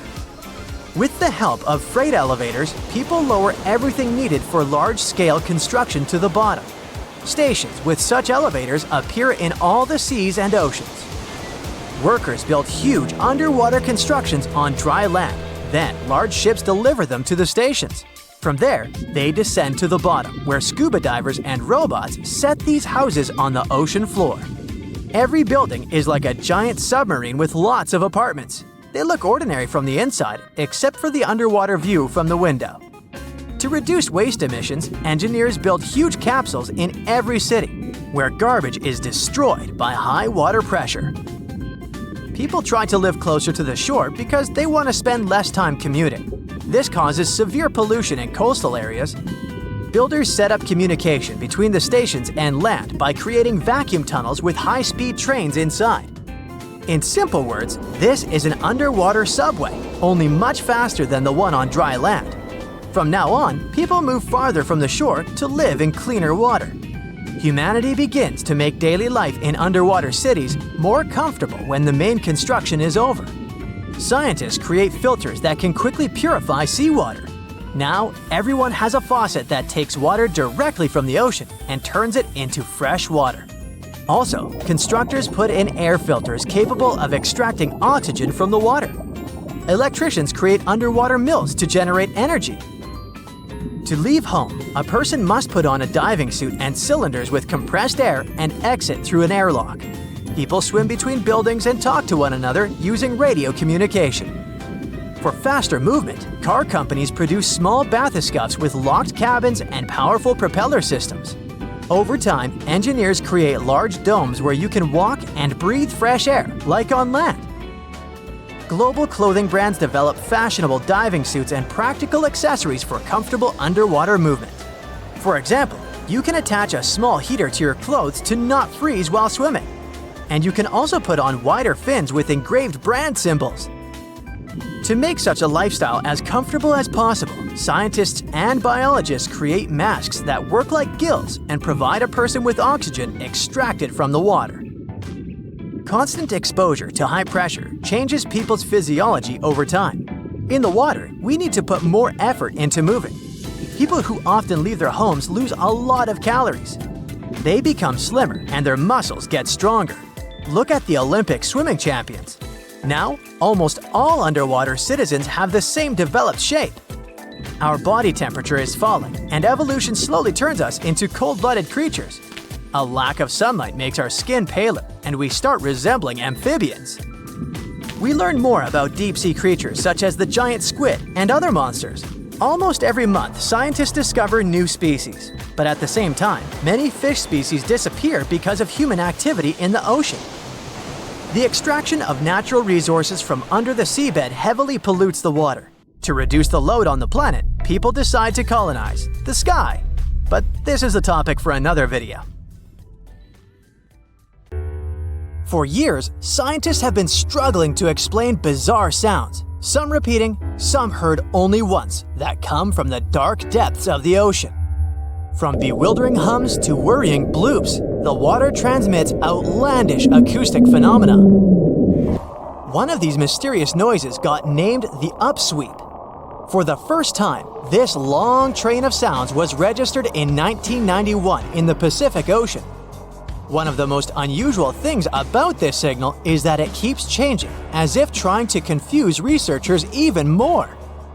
Like some unearthly howl, it varies from high to low frequencies and then back again, and you can hear it better in the spring and fall than in the winter and summer. Why the upsweep? It's simple. The sound travels from the bottom of the ocean towards its surface, as if sweeping up. Scientists do have a theory explaining this phenomenon: the activity of undersea volcanoes. Hot lava pouring into ice-cold ocean water could theoretically create such noises, but there's no proof found yet. Plus, the sound has been declining since 1991, even though it can still be detected. The bloop is the name given to an ultra-low frequency and incredibly powerful underwater sound that was recorded in 1997 by the U.S. National Oceanic and Atmospheric Administration. The bloop continued for approximately 1 minute. Having started from a low rumble, it gradually rose in frequency. It also kinda mimicked the noise created by marine animals, but its volume was so great that no living creature known to science could have made it. When the bloop occurred, underwater microphones managed to record it from a distance of 3,000 miles away. Rumor has it that the noise might have something to do with the fictional half-octopus monster Cthulhu, or some other colossal deep-water creature. But if you don't believe in monsters, science has another explanation: iceberg fracturing. The thing is that ice quakes recorded in the Scotia Sea resemble the mysterious bloop a bit too much for it to be a coincidence. The whistle resembles this annoying sound when a kettle of boiling water is telling you it's time to make a cup of tea. But even though it may not be as blood-curdling as some other bizarre ocean sounds, it doesn't make it any less mysterious. Plus, the whistle is very elusive. In 1997, only one underwater microphone was able to pick it up, and therefore, researchers didn't manage to pinpoint the source of the noise. The most likely cause of the sound is an eruption of one of the submarine volcanoes. Have you ever heard of Julia? No, not your neighbor. I'm talking about this otherworldly sound. Listen to it. It was recorded in 1999 by the U.S. National Oceanic and Atmospheric Administration. The source of the sound was most likely a large iceberg that ran aground somewhere in Antarctica. The sound was so loud that it was heard over a huge territory, and its duration was about 2 minutes and 43 seconds. Slow down. That's the name given to a sound recorded in 1997 in the equatorial Pacific Ocean.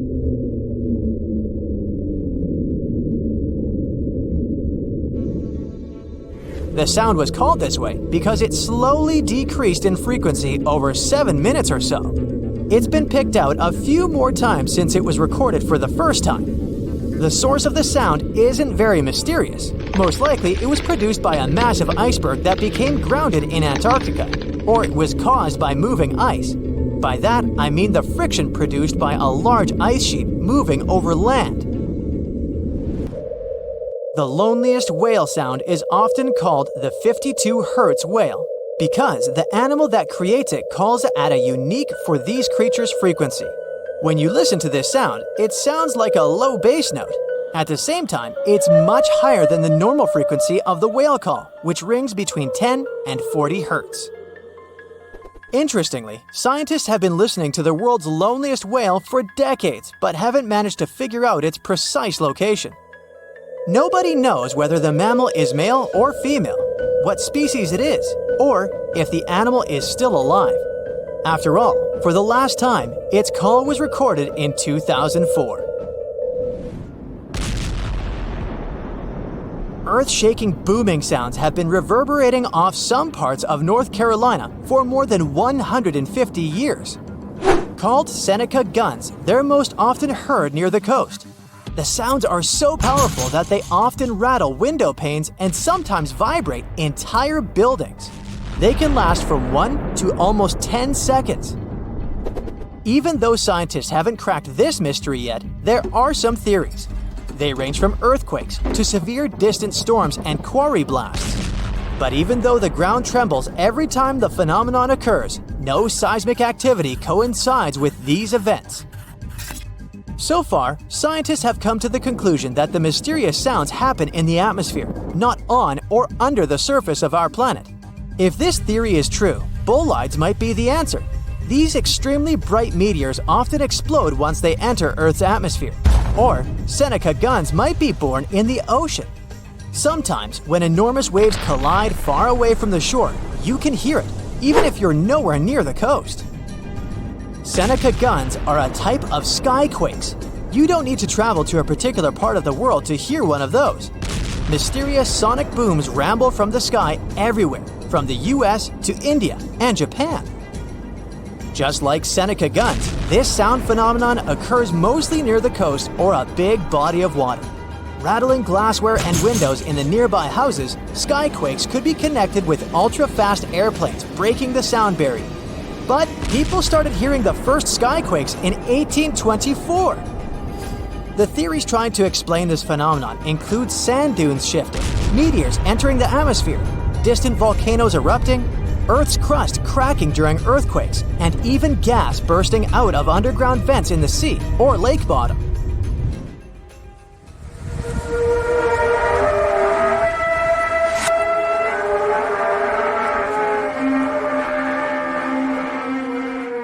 In different countries all over the world, people get paralyzed with fear after hearing otherworldly trumpet sounds that seem to be coming from the sky.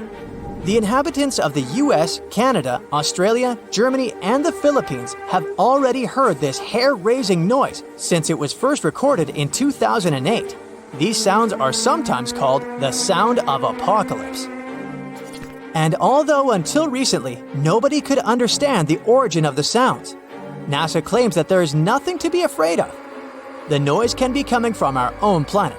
Usually, it's quiet and thus inaudible to the human ear. But when it gets louder, the outcome is the very trumpet sounds that scare people all over the world. Bristol hum started in the 1970s when hundreds of Bristol inhabitants began to talk about a bizarre noise audible only at night. The noise was a low-level hum, and nobody could identify or trace the source of the sound. But the strangest thing about the noise was that one day, it stopped as abruptly as it started. But not before people in other towns across Britain reported hearing similar sounds. Some time ago, the mysterious sound returned. In 2015, a group of French scientists claimed that they had solved the mystery of the Bristol hum. They stated that the culprit was ocean waves that made the ocean floor vibrate. But while it was all good and well, it didn't explain why the sound was around for only several years or why it chose to return.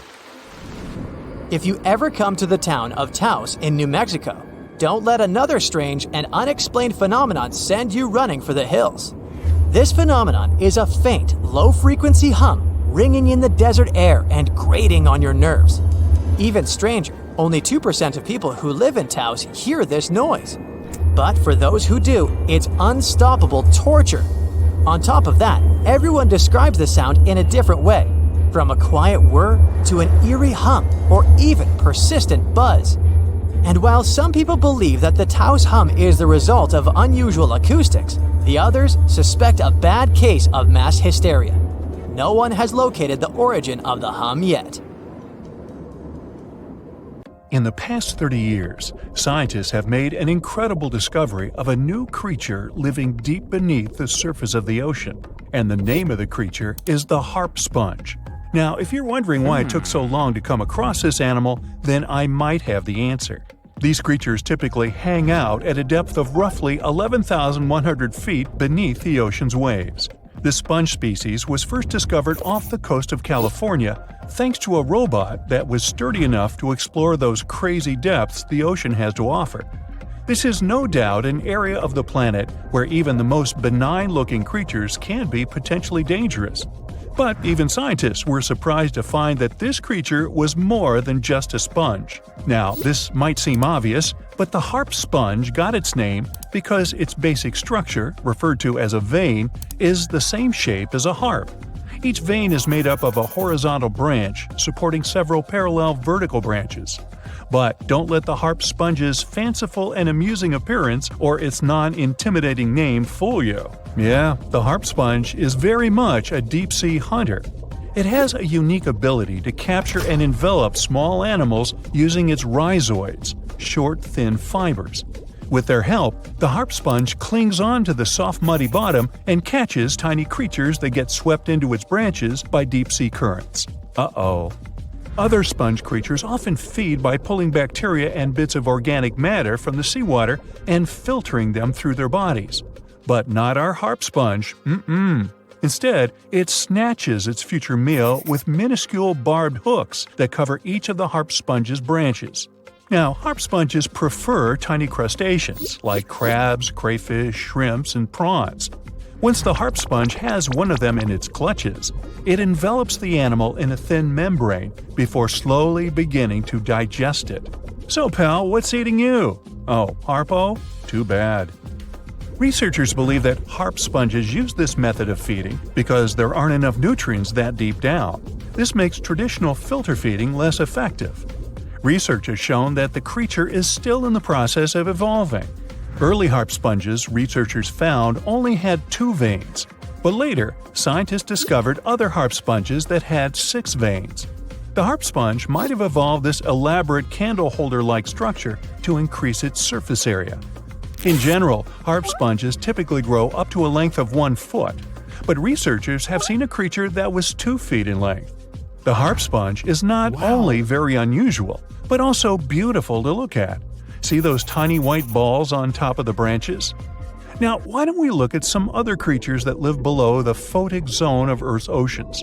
The photic zone means the area beneath the ocean's surface that still receives some sunlight. Thanks to this, there are loads of different creatures and organisms living there. Any animal living beyond this layer qualifies as a deep-sea creature. The Tomopterus worm is a segmented worm you can find in the twilight zone of the ocean. This is the area that lies between 650 and 3,300 feet beneath the surface. These creatures are often no more than 1 inch long, but the largest of them can grow up to 1 foot. While swimming around and feeding, these worms do what researchers describe as an amazing smooth dance. That's because the creatures can swim extremely quickly and maneuver at tight angles with ease. Now, I know most people hear the word worm and think of the common earthworm, so it's quite interesting to know there's a deep-sea worm out there that never leaves the water during its entire life. Similarly, most of us try to avoid jellyfish that either rest on the sand or sit on top of the ocean waves. This isn't the case with a cressota jelly. That's a deep-sea creature too. This beautiful jellyfish is mostly ruby red, bright orange, or electric purple. That's what helped researchers realize they had found a new species of jellyfish. The creature grows to a maximum size of 1 inch across. It has tentacles that stretch out in every direction. Now, if you come close to this jellyfish, it'll pull all these tentacles in toward its body before rapidly swimming away to avoid danger. Yes, you are dangerous. The cressota jelly is extremely rare. You won't see it very often. You might need to borrow that deep-sea diving robot I mentioned earlier. While worms and jellyfish might seem quite harmless, this isn't the case with the Pacific viperfish. Ooh.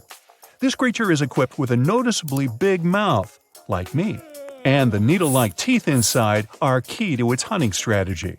Pacific viperfish live at around 5,000 feet below the ocean surface, but they're among those numerous marine animals that migrate each night from the ocean depths toward shallower waters to dine. What's on the menu for dinner tonight? Lots of small fish and shrimp. The creature can grow up to 12 inches in length. Its two front fangs, which stick up from the fish's bottom jaw past its own eyes, are especially dramatic.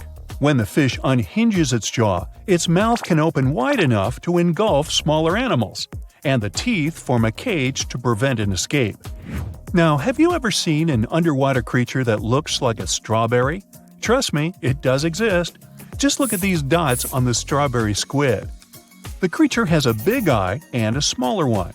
You might think this unconventional pairing would be awkward and uncomfortable, but it's actually the opposite.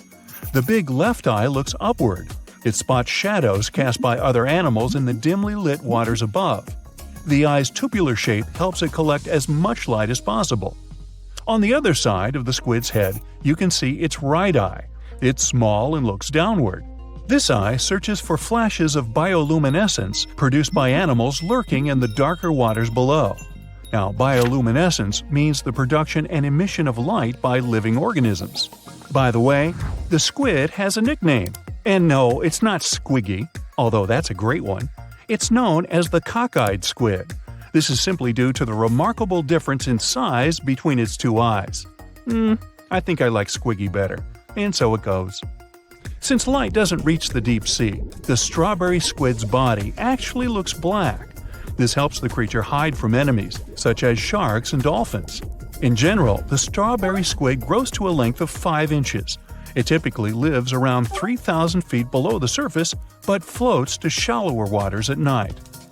Now, the feather star is a marine creature without a backbone, but with feather-like arms that radiate from the center of its body.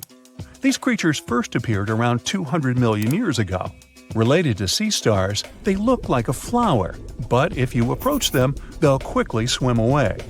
But not all feather stars can swim. Many species can only crawl along the bottom of the seafloor. Like some of the other deep-sea creatures we've looked at, the feather star can adapt to its surroundings.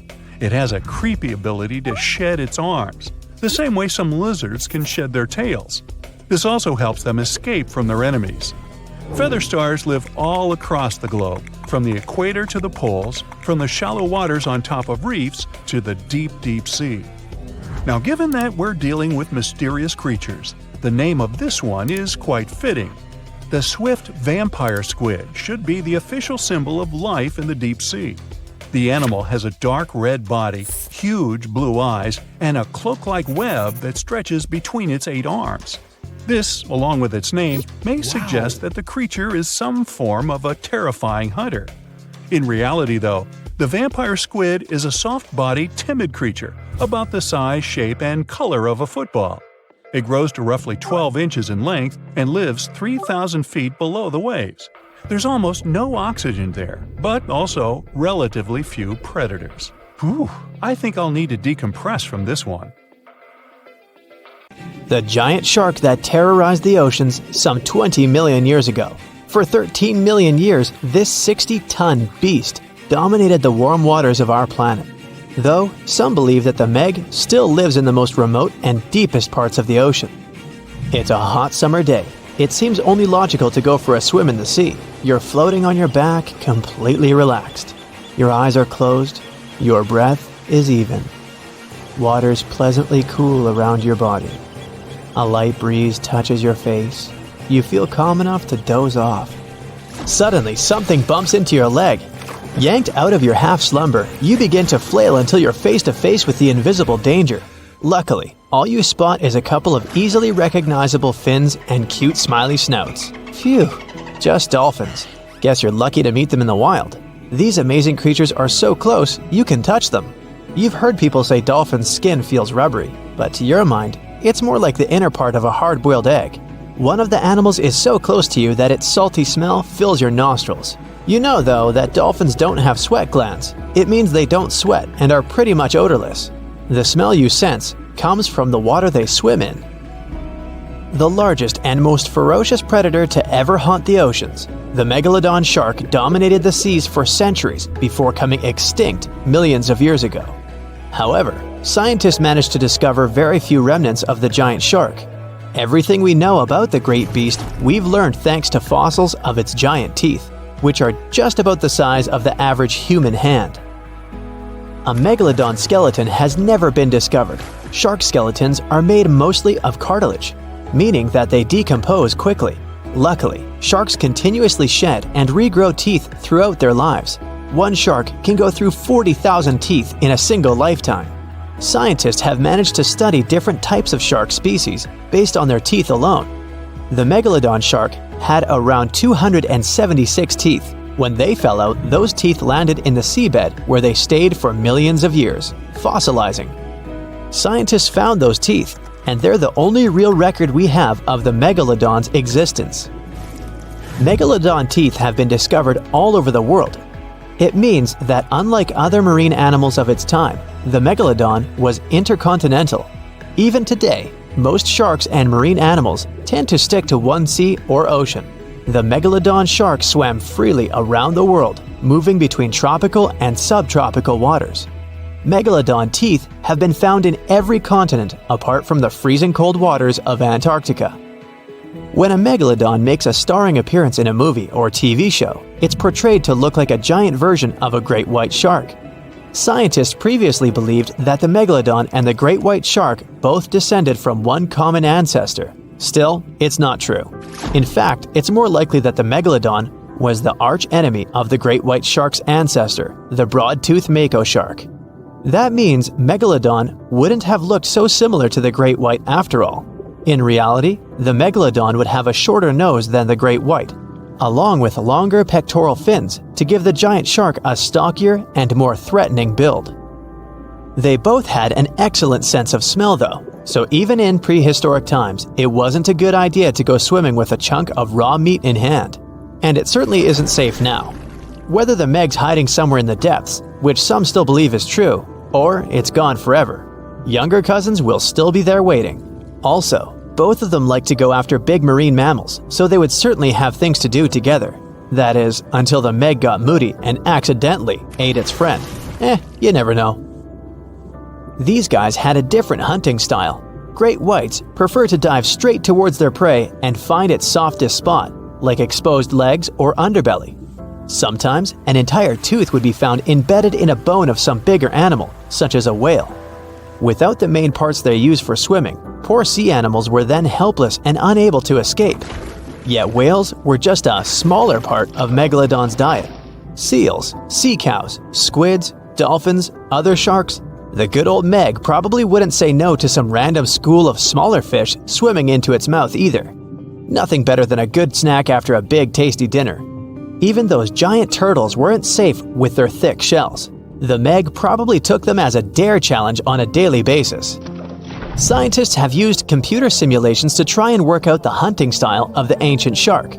Using this technology, scientists have discovered that the Megalodon's attack style was very different from that of modern-day sharks. Modern sharks dive straight for their prey's most vulnerable spot, for example, the soft underbelly of a seal. The Megalodon's teeth were uniquely suited to biting through tougher areas of cartilage.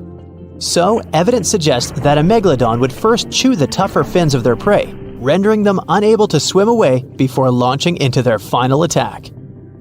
Some people believe that the Megalodon is still alive today, lurking at the depths of the ocean's waters. But it's unlikely to be true.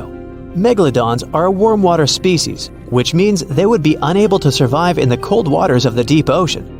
Most of the Megalodon's potential prey live in shallower waters, meaning there would be very little for the Megalodon to eat at deep sea level.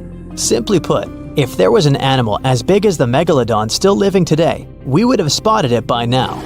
It is unlikely that you'll run into a Meg though. The sharks, like us, preferred warm coastal waters. Deep ocean living would be too cold for the beasts, and food would be scarce. Their entire bodies would also have to evolve to avoid being squished by the enormous water pressure down there. It's unlikely they're still around, but not impossible. Some good news if you do run into one is that the shark is pretty unlikely to eat you. You are way too small a meal for the Megalodon, even if you have a couple of friends with you. This guy eats whales that are over 50 feet long. If you're having a beach party though, it's a different story. In a beach full of swimmers, the shark very well might creep up, scooping several humans into its giant mouth without even chewing. The fearsome name Megalodon comes from two Greek words, megas, meaning big, and odont, meaning tooth. Combined, they mean big tooth, and it certainly lives up to its name. Just one of its chompers is the same size as a human head. It had 276 humongous teeth in total, across 5 terrifying rows.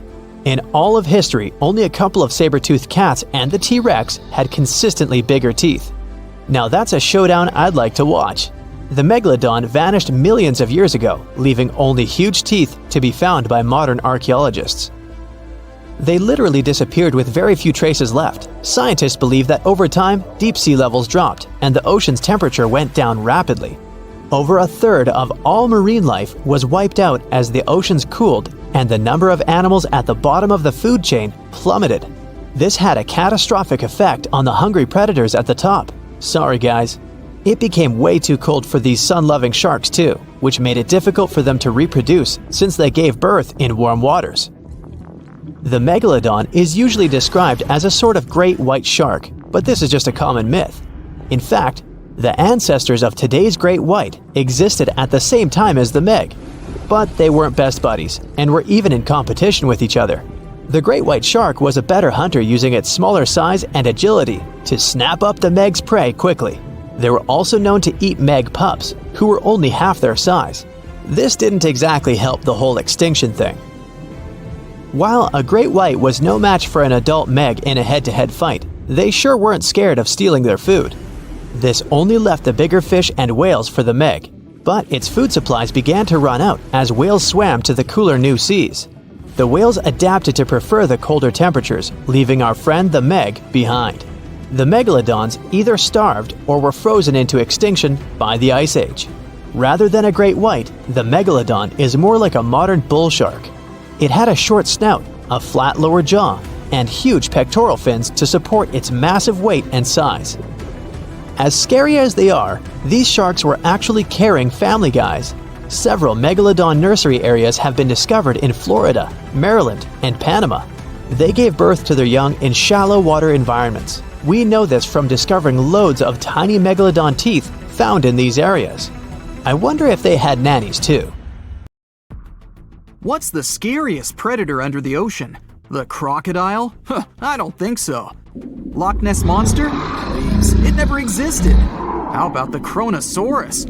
Well, it is extinct, but you might be onto something. Let's take a look at what it'd be like if these creatures were still around today. First things first, what on earth was it? The Kronosaurus was a marine carnivore that lived in the cool, high-latitude Eromanga Sea. It covered vast areas of inland Australia between 90 and 120 million years ago, during the early Cretaceous period. Near-complete fossils of the creature were also found near Colombia, which is a country that has a noted connection to prehistoric reptiles and turtles. This fact makes it extremely possible that the monster I'm about to describe existed worldwide. You might have heard saurus and thought, oh, it's a dinosaur. But these were actually reptiles. They were the largest member of the Plesiosauridae family, referred to as plesiosaurs. Fossil evidence suggests they weighed over 20,000 pounds and were roughly 30 feet in length. Just to put that in perspective, the longest crocodile ever measured was a saltwater crocodile by the name of Lolong from the Philippines.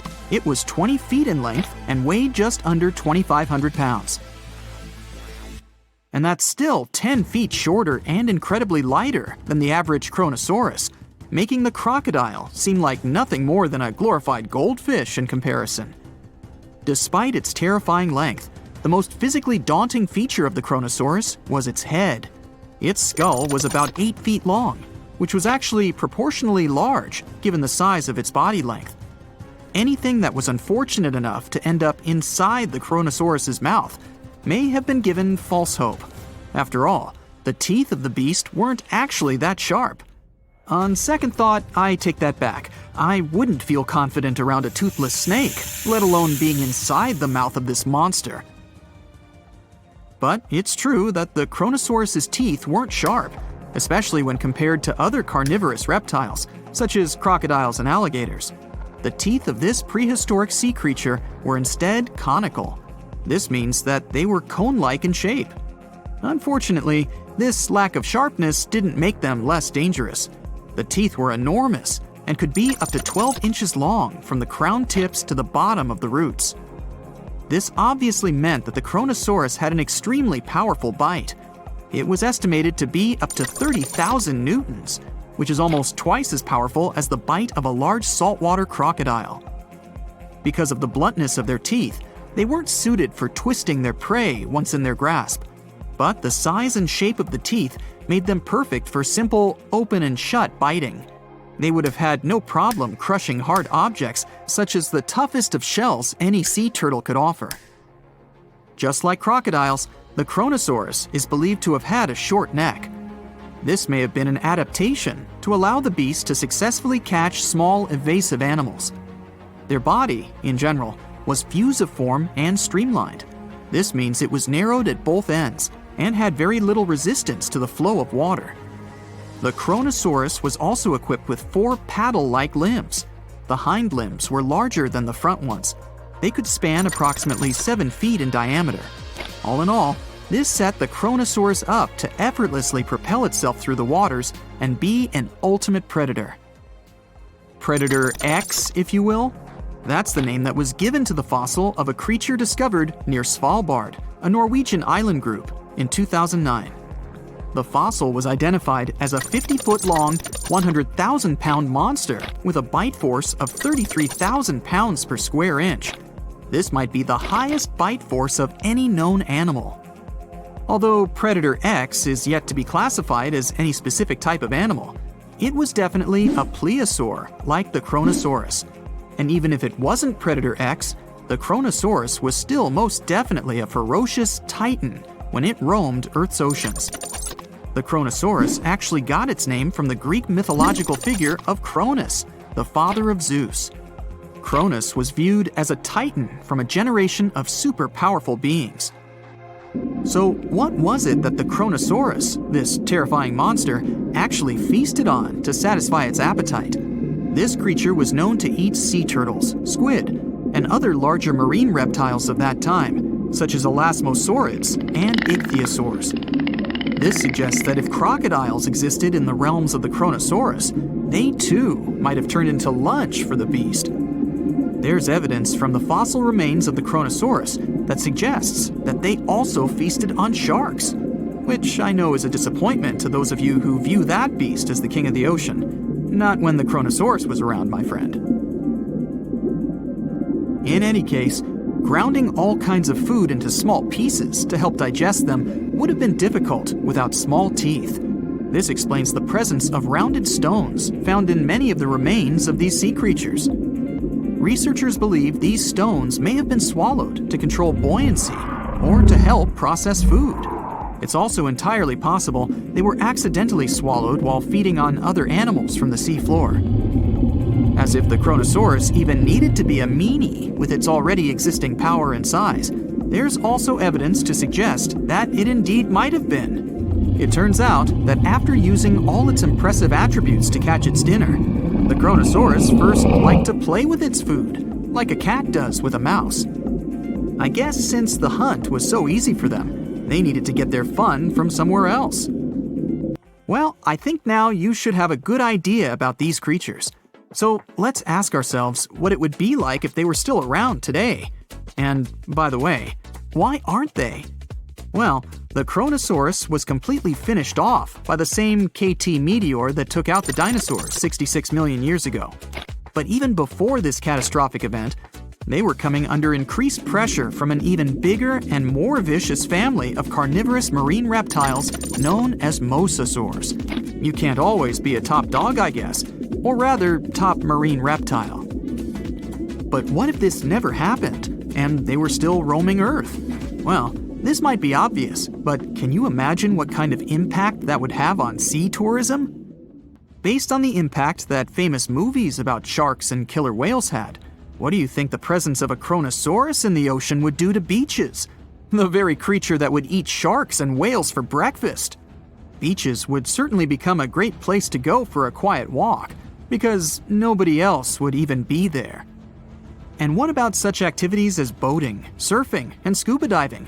You think anyone would dare try them, knowing that this 30-foot beast could be lurking beneath them? Let's give humans some credit and assume most of them wouldn't. This would cripple the global sea tourism industry, which is responsible for earning roughly $143 billion every year. Just to make sure this shocking point hits home, the most expensive yacht to ever roam the ocean was called the History Supreme. Its master bedroom was believed to have a statue made of T-Rex's bone and a wall made of meteorite rocks, as well as a 24-karat gold panoramic wall aquarium. Anyway, this yacht was worth nearly $5 billion, meaning you could buy 38 of them with the money lost in potential damages to sea tourism caused by the Kronosaurus. I'm sure that the yacht's owner was happy the beast never made an appearance in their luxurious aquarium. So luxurious, in fact, that some people believe the History Supreme, reportedly owned by some business genius from Malaysia, never even existed. Rumor has it that it was simply an elaborate hoax fabricated by the supposed designer. Anyway, I don't think the trouble would just stop there. People could actually be in serious danger, regardless of being near the ocean or not. No, I'm not about to tell you that this thing would grow legs, adapt to living on land, and start picking us off one by one. At least, I hope not. I'm just going to point out the damage that the Kronosaurus would inflict through its devastating impact on sea trade. In America, ocean transit accounts for 76% of national trade. On top of this, more than 100 vital pharmaceutical products originate in the sea. I'll also state the obvious and point out that the ocean is a huge food source for us humans. The presence of the Kronosaurus could have a great impact on our relationship with the ocean, something we usually take for granted. It was one of the biggest creatures ever to roam the Earth. It was longer than your average school bus and could easily weigh more than 10 elephants combined. But where did it live? How did it end up having this size? And most importantly, why is it extinct nowadays? Let's find out. The Megalodon was the largest predator ever known in our planet's history. In terms of its location, the Megalodon lived practically in all waters on our globe, except near the poles. The reason why there were no Megalodon teeth found in Antarctica is probably that the gigantic creature adapted to only warm tropical and subtropical waters. The younger ones liked to keep to the shores, while full-grown adults preferred coastal areas, but they could easily move into the open ocean as well. How do we know the Megalodon was so widely spread? We can only presume, based on the fact that they discovered the most northern fossils off the coast of Denmark and the most southern in New Zealand. The discussion of how the Megalodon got this size is still open in the scientific community. They recently found out that not all the specimens from this fascinating species reach the same huge size. This has to do with a little something called the Bergmann's Rule, which says that the temperature of the surrounding environment affects the animal's body size because they either need to conserve or shed heat. The megalodons that reach cooler waters probably needed more body weight to make sure they survived in low temperatures. On the contrary, those living in warmer waters had to be smaller to avoid burning up. But what did this enormous fish look like? Most modern depictions show the megalodon resembling an enormous great white shark.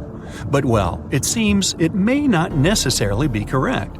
The megalodon likely had a much shorter nose and a flatter jaw that looked almost squashed when compared with a great white shark. It also seems to have something in common with the modern blue shark: extra-long pectoral fins. They needed these to support their weight and size while navigating the planet's waters. Lastly, the lady megalodons, seem to have been about twice as large as the gentlemen. As for their offspring, even a small megalodon was enormous, at least 6.5 feet from nose to tail. How do we know that?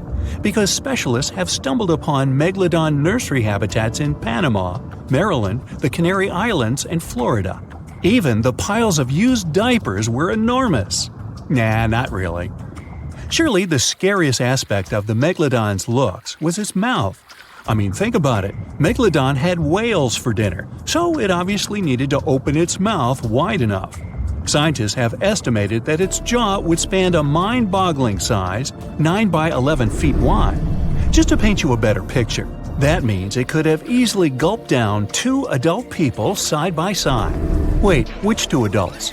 Those impressive jaws also feature 276 teeth.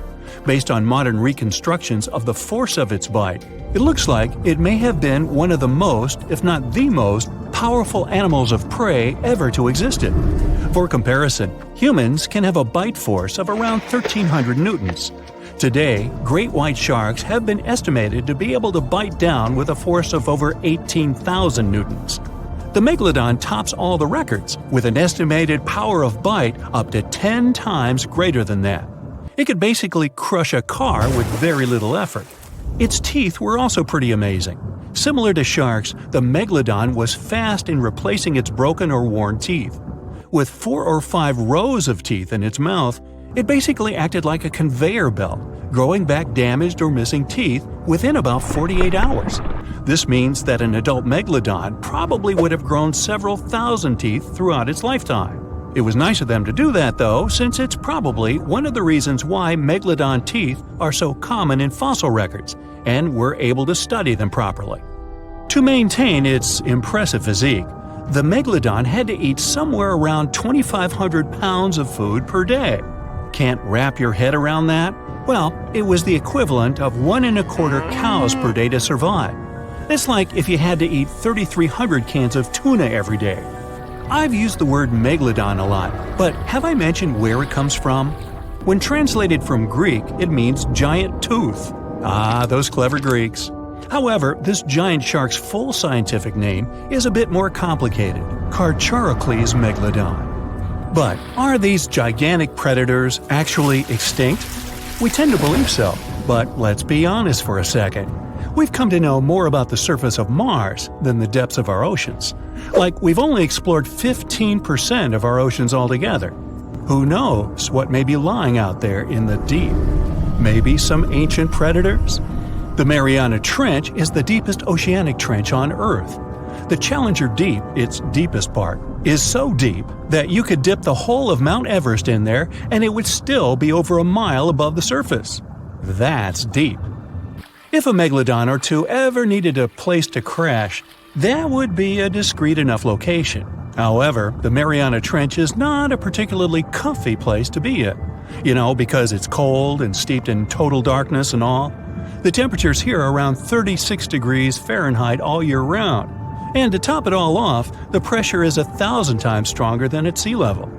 So it's safe to assume that if any Megalodon is hiding in here, its teeth and bones might not be looking so good. Because of the intense pressure here in the Mariana Trench, proteins and calcium start to dissolve and disintegrate. That's why, for example, the Haddell snailfish, the deepest dwelling fish we've discovered, has evolved to feature flexible cartilage instead of bones. To survive here, the Megalodon would also need to learn to navigate in complete darkness. That means it would have to either become luminescent or evolve to grow massive eyes like the giant squid. While it may sound like an intriguing and good idea for a movie script, most scientists don't think it's possible. Why? Well, most of them say it's because of the Megalodon's size. Most foods that Megalodons like to eat live in shallow ocean areas and not in the deep, deep sea. Specialists believe that if these animals were actually still roaming our waters, there's no way we wouldn't know about it. They would need to come up for dinner every now and then, right? Their food is also the most likely cause of why the Megalodon is not alive anymore. While some specialists believe the Megalodon became extinct because of a drop in the ocean water temperature, most scientists suggested that the shifting food chain dynamics may have been more to blame. Why? Because at some point, there was less and less of its primary food source, baleen whales, and at the same time, the numbers of its natural competitors, like smaller predatory sharks like the great white shark and whales, increased. The Megalodon did live on this planet a lot more than we did, and way back when we didn't even exist yet. They were here for nearly 70 times longer than we, modern humans, have, inhabiting the oceans for around 20 million years. Homo sapiens appeared around 300,000 years ago.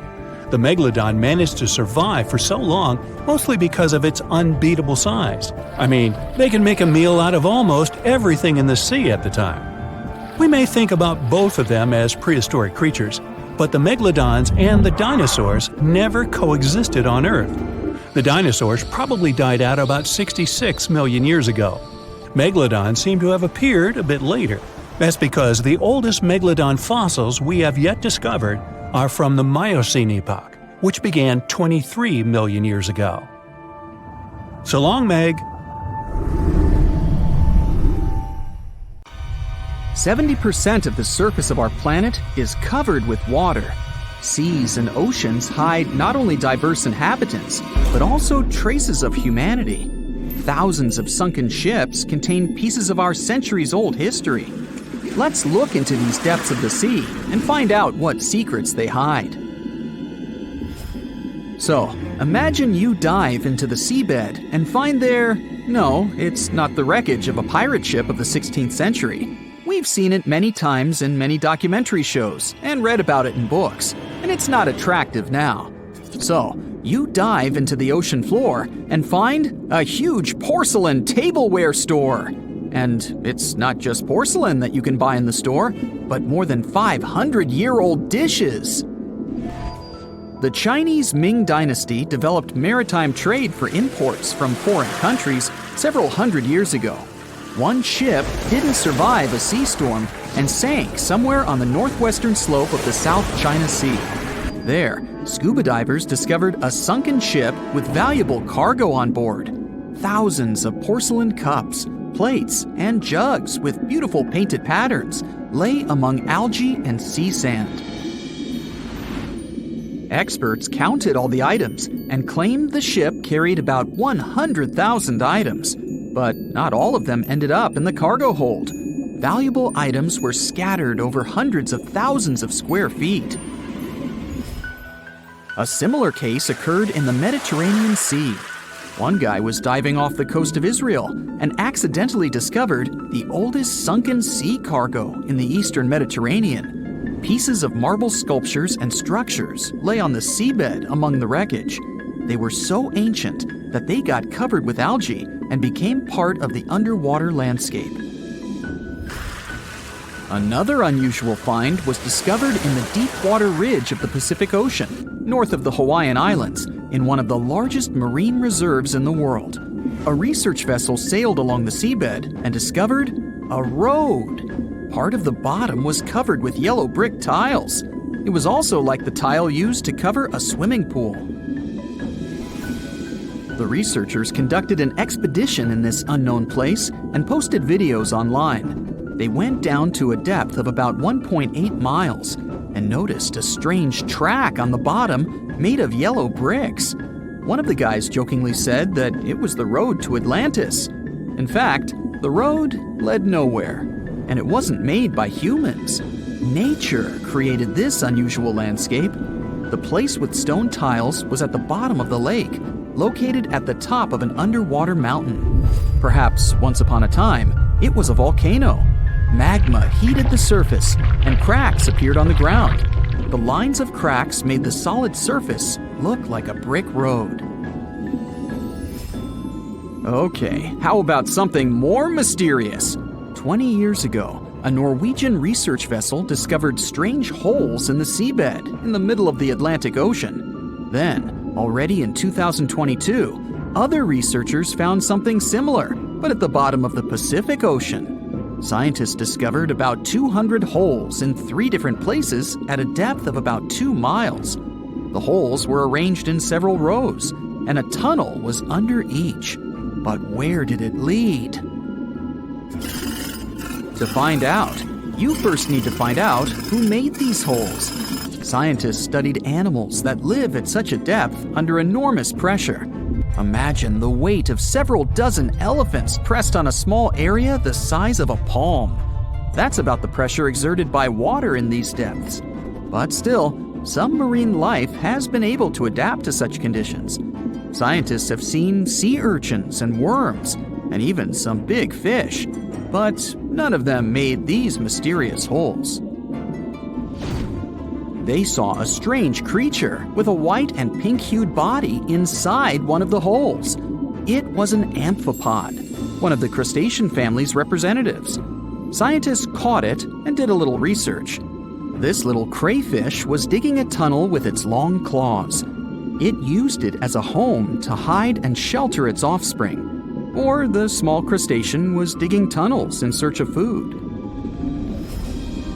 There's a place in the ocean where many remnants of ships lie on the seabed, and not sailing ships, but the space ones. This place is located in the South Pacific Ocean and is called Point Nemo. This is the most remote place from land on our planet. The nearest island is over 1,000 miles away from here. There's only a boundless ocean and complete loneliness. You won't even meet fish and other marine life here. The place receives little nutrients from the world's oceans because undercurrent and wind almost don't reach this area. There are different microorganisms in Point Nemo, but it's not why we're here. The reason is fireballs that fall from the sky into the water sometimes.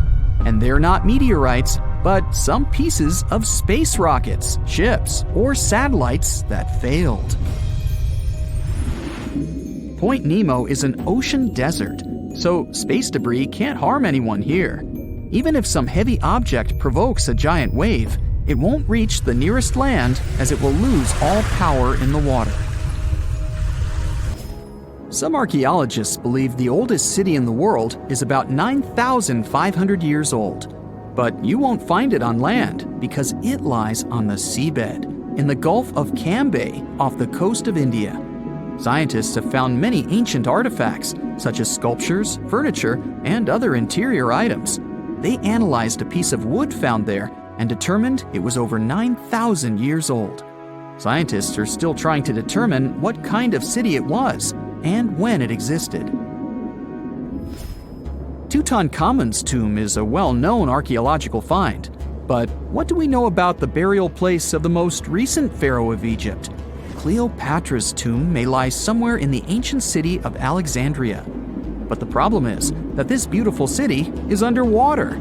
After about 1,600 years, it sank to the seabed because of floods and earthquakes, and its ruins were discovered in 1998.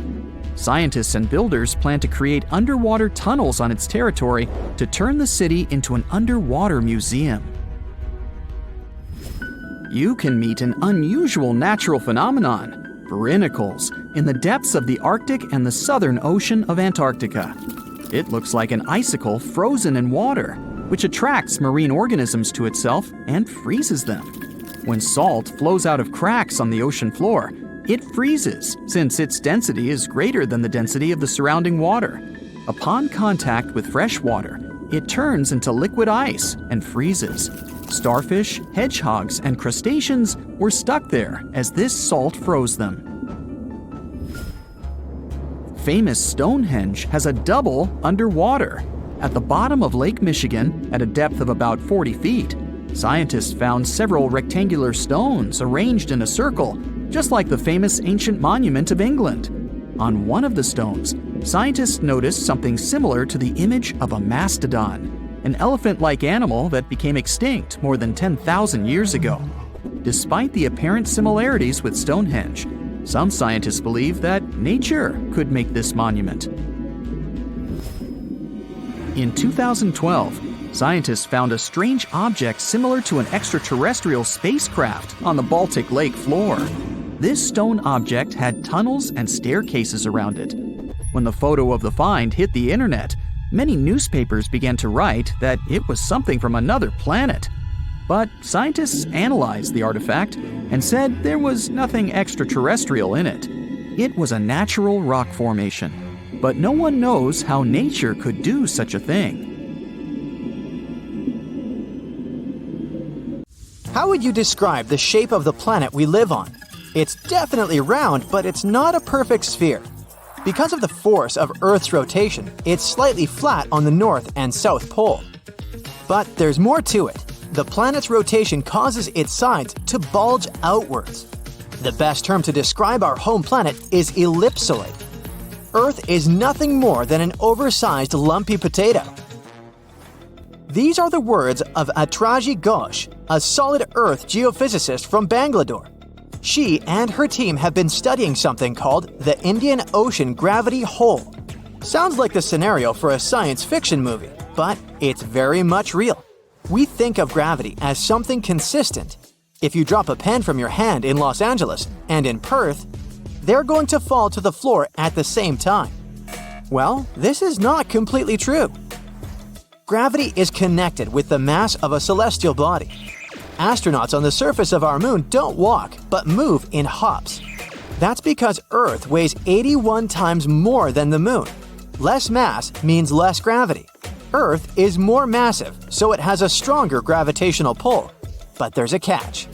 All this mass isn't distributed evenly across the planet.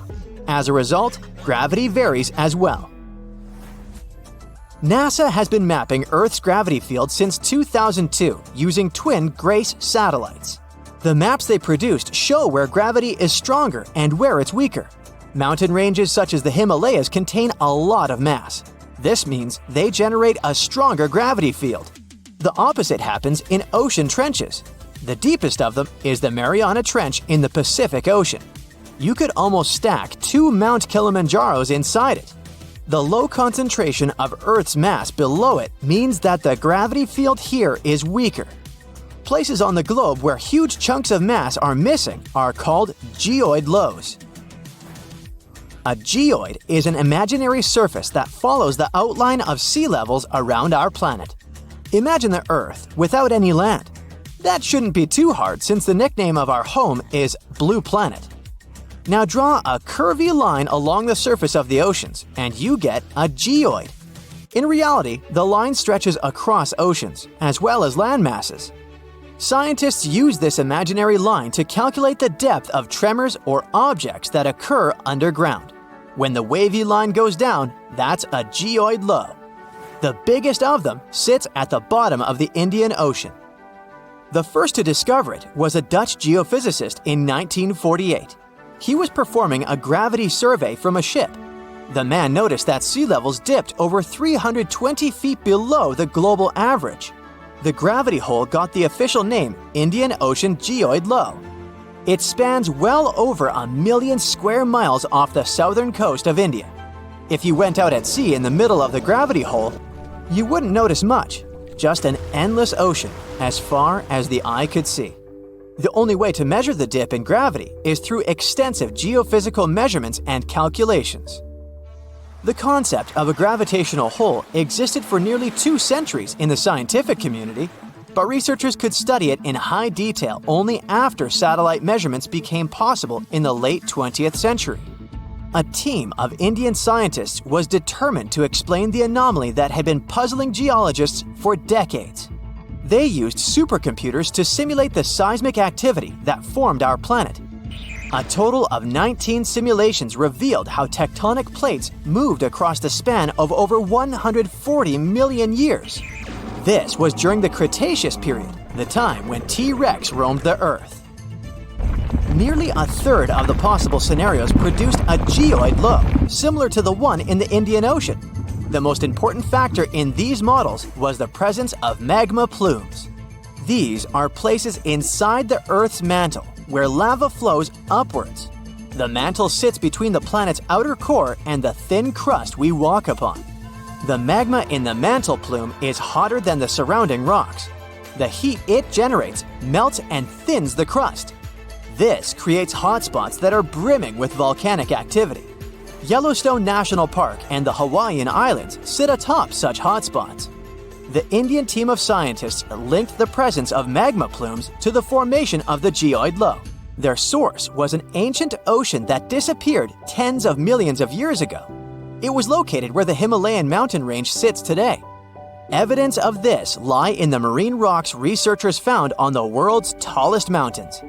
The oceans ceased to exist when India's landmass separated from the supercontinent called Gondwana. It drifted north and merged with the rest of the Asian continent.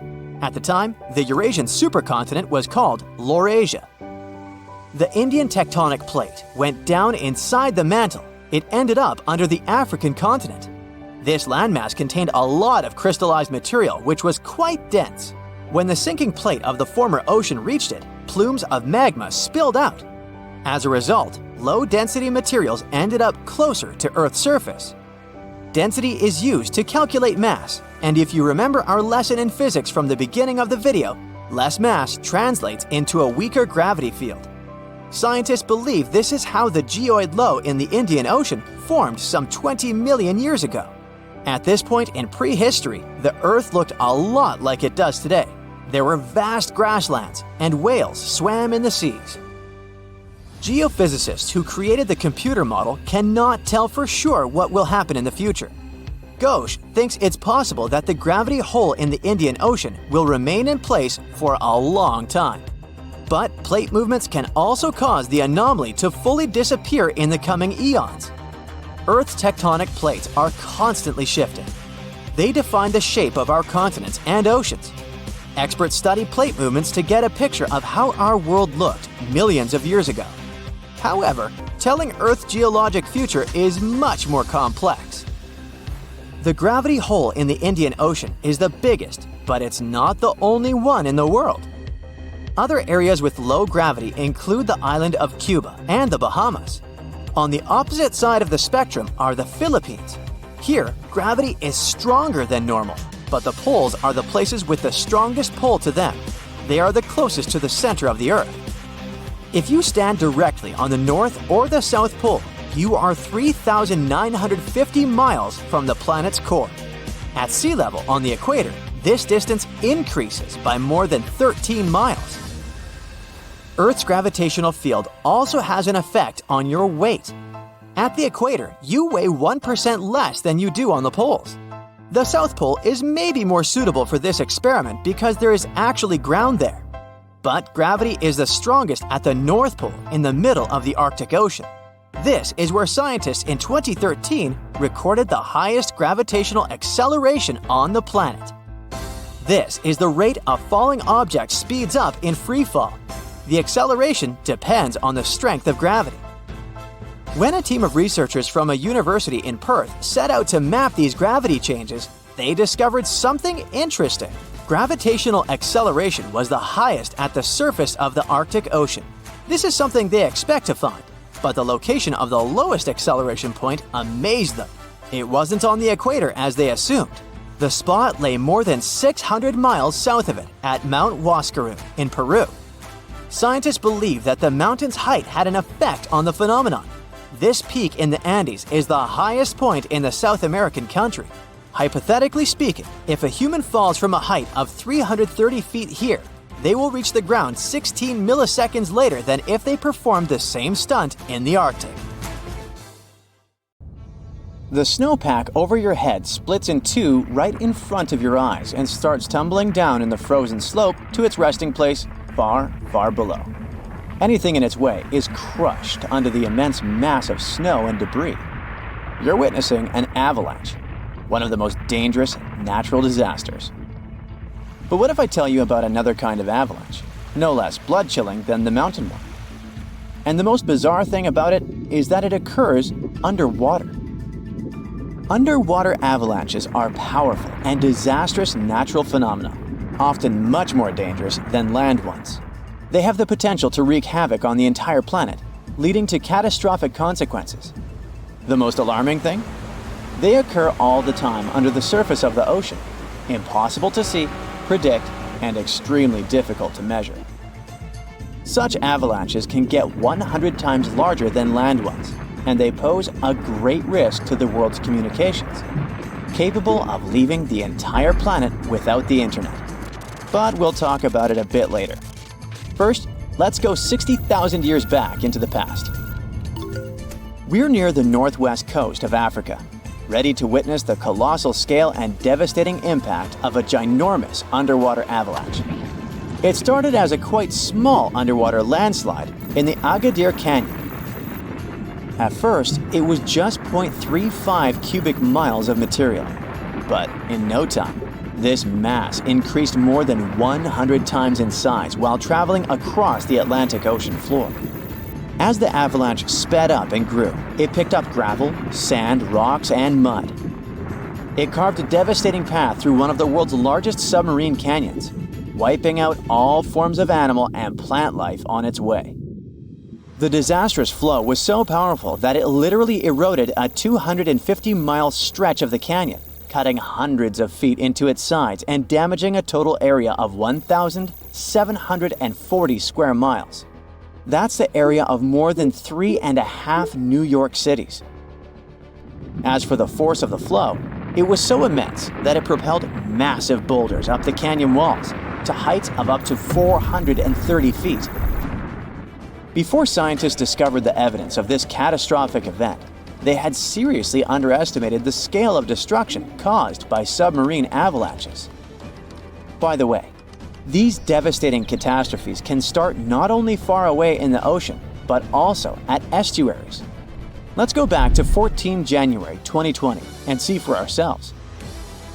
A turbidity current, a rapid, downhill flow of water containing a lot of sediment, rushed more than 680 miles from the Congo River estuary in the deep sea.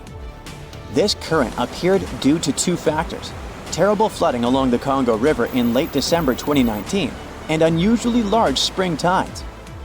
This resulted in an avalanche of sand and mud. Its volume was equivalent to 1/3 of all the sediment produced annually by all the rivers in the world. This sediment avalanche accelerated, increasing in speed from 17 feet per second in the upper part of the Congo Canyon to 26 feet per second when it reached the end of the channel, almost 700 miles away from the coastline. This route made it the longest avalanche of sediment ever measured on our planet. 2 days later, the flow reached the deep ocean. The avalanche broke 2 seabed telecommunication cables, cutting internet data speeds all the way across West, Central, and South Africa. Now, before this disaster, scientists considered that measuring powerful deep-sea avalanches was impractical. But the sediment flow in the Congo Canyon could be monitored directly, finally allowing researchers to assess how major river floods connected to the deep sea. They also concluded that how often underwater avalanches occurred depended on where the observer was. Seafloor canyons that are close to river mouths can experience several tiny avalanches per year. Other systems, far from river discharges like the Agadir Canyon, can only have one monster of an avalanche every 10,000 years or so. You're likely wondering, what can trigger an avalanche under the surface of the ocean? Well, earthquakes, typhoons, high tides, river floods, and even volcanic eruptions. And due to our changing climate, such events become more and more frequent and intense. At the same time, these triggers don't mean that an avalanche is bound to happen, nor do they relate to the scale of the event. See for yourself. In 1755, a powerful earthquake hit the coast of Portugal, wiping out large parts of Lisbon. Tens of thousands of people lost their lives during that disaster, but it only triggered a tiny underwater avalanche. And in 1929, a large earthquake off the coast of Newfoundland, Canada, triggered the largest underwater avalanche ever recorded.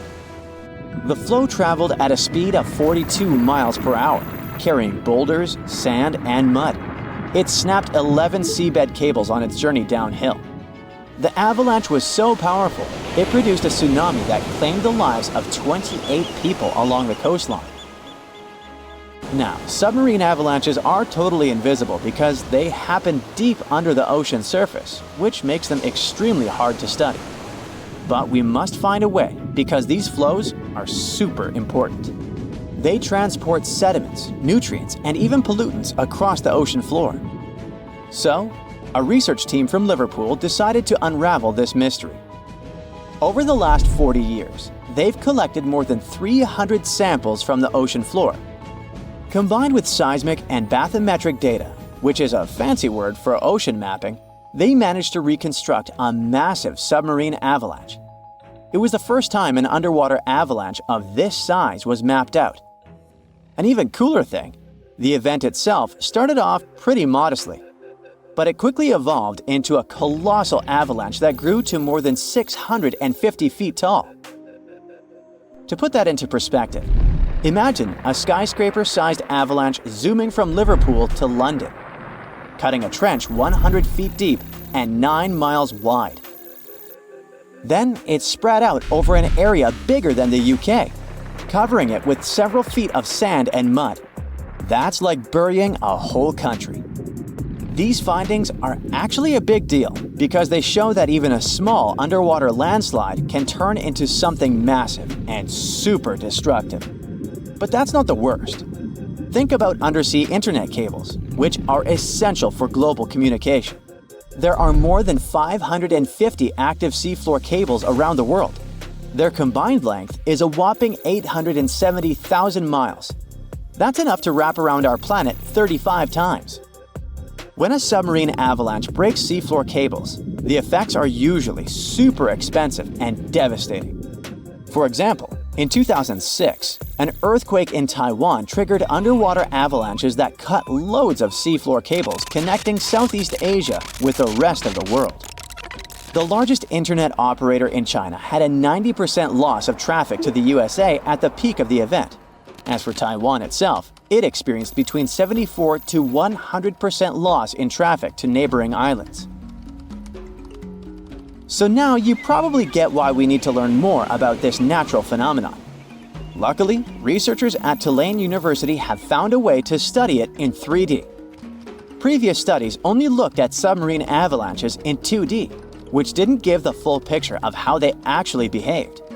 The new research focused on how underwater flows interacted with mini basins, natural features on the ocean floor that look like shallow bowls. Despite being called mini, these bowls can be huge, up to 4 square miles. When turbidity currents flow into these mini basins, they don't just stop. No, they hit the far side and curl back around like water eddies in a stream.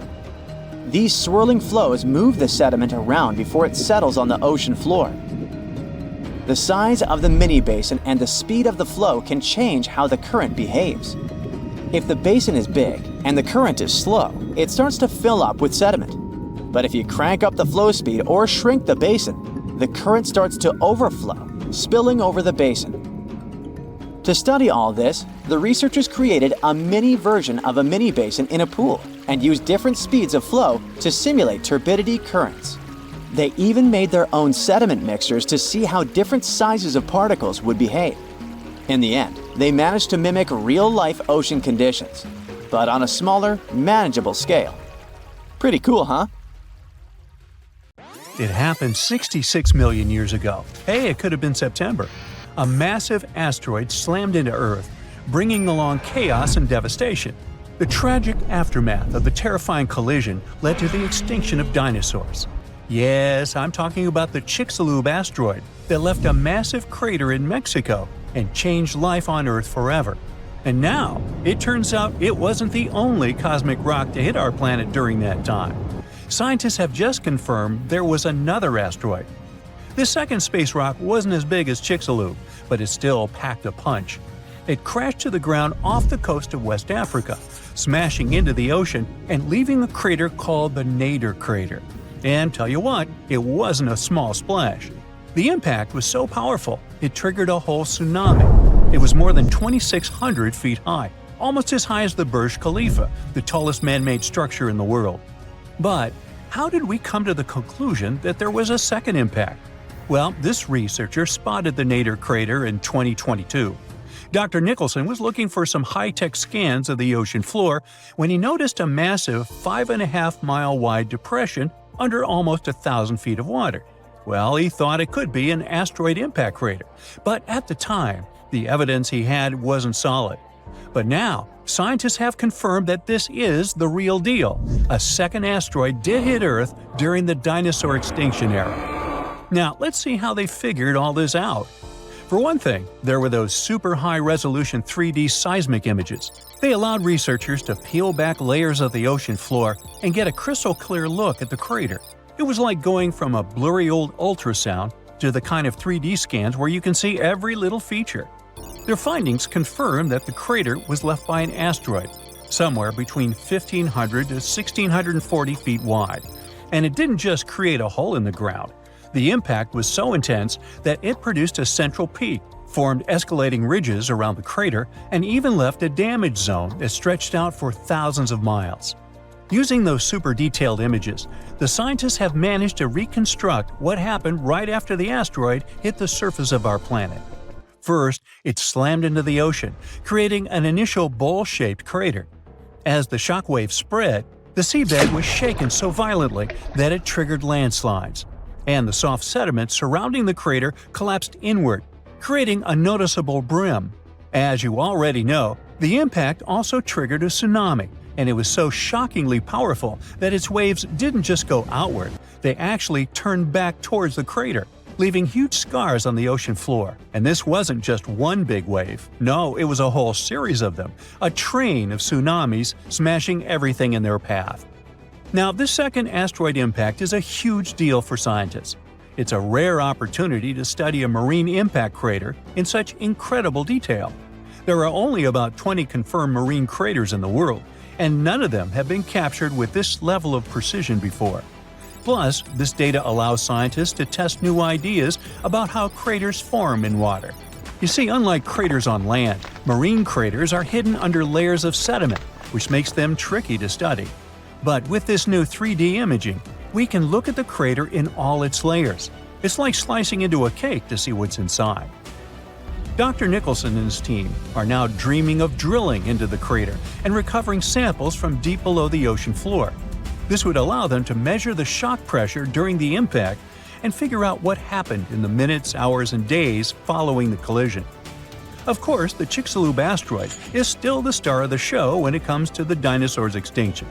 This space traveler was giant, somewhere between 6 and 9 miles wide. It hit Earth at a devastating angle, sending vaporized rock and gas into the atmosphere. It caused an impact winter that lasted for 15 years because all that stuff blocked out the sun and plunged Earth into darkness. Now, probably the most intriguing thing is that some experts think the Nader asteroid might have been a chunk that had broken off from Chicxulub before it hit Earth. It's still just a theory, but if true, it could mean that Earth got hit by a double whammy from space. Now, let's travel back in time to the year 1908 in Siberia. Look around. You see nothing but trees and rivers. And suddenly, a huge object, around 150 to 300 feet in diameter, dashes through the Earth's atmosphere. Is it a comet? An asteroid? Scientists aren't sure. What they do know for sure is that this intruder blew up in the sky over Tunguska, leading to one of the most powerful blasts in recorded history. It completely leveled the forest below, knocking out 80 million trees over an area of around 830 square miles. And that's an area larger than that of cities like Los Angeles or New York. The trees were literally flattened, and their trunks were stripped of branches. They were also arranged in a bizarre radial pattern around the epicenter. But what if this explosion had happened over a city? Every single building would have been destroyed, and countless lives would have been lost. Luckily, this disaster occurred in a super remote part of Siberia. The creepiest thing, though? When scientists finally reached the area years later, they found no impact crater. No wonder it led to even more mystery. The most logical explanation is that when the object went off in the sky, probably around 3 to 6 miles above the ground, it blew up before it could hit the ground, and still, it didn't stop the blast from leveling an entire forest. Fast forward to 2013 and another mind-blowing event, this time over a much more populated area, the city of Chelyabinsk. It was a regular February morning when an asteroid about 60 feet in diameter entered Earth's atmosphere, lighting up the sky. It was moving at a staggering speed of around 43,000 miles per hour. It blew up in midair, about 18 miles above the city. It was a horrific view, but luckily, the asteroid disintegrated high enough in the atmosphere without hitting the ground. If it had touched down, the city would have been in big trouble, because even though there was no direct impact, the explosion still created a shockwave that tore through the atmosphere, hitting the ground with enough force to shatter windows all over the place. The blast damaged around 7,200 buildings, but fortunately, there were no direct fatalities. Still, it was a major wake-up call.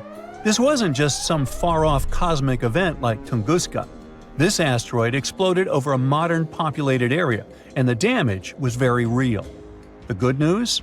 Scientists are getting better at spotting such objects before they get too close. Space agencies around the world, like NASA, are tracking near-Earth objects to figure out which ones could pose a risk.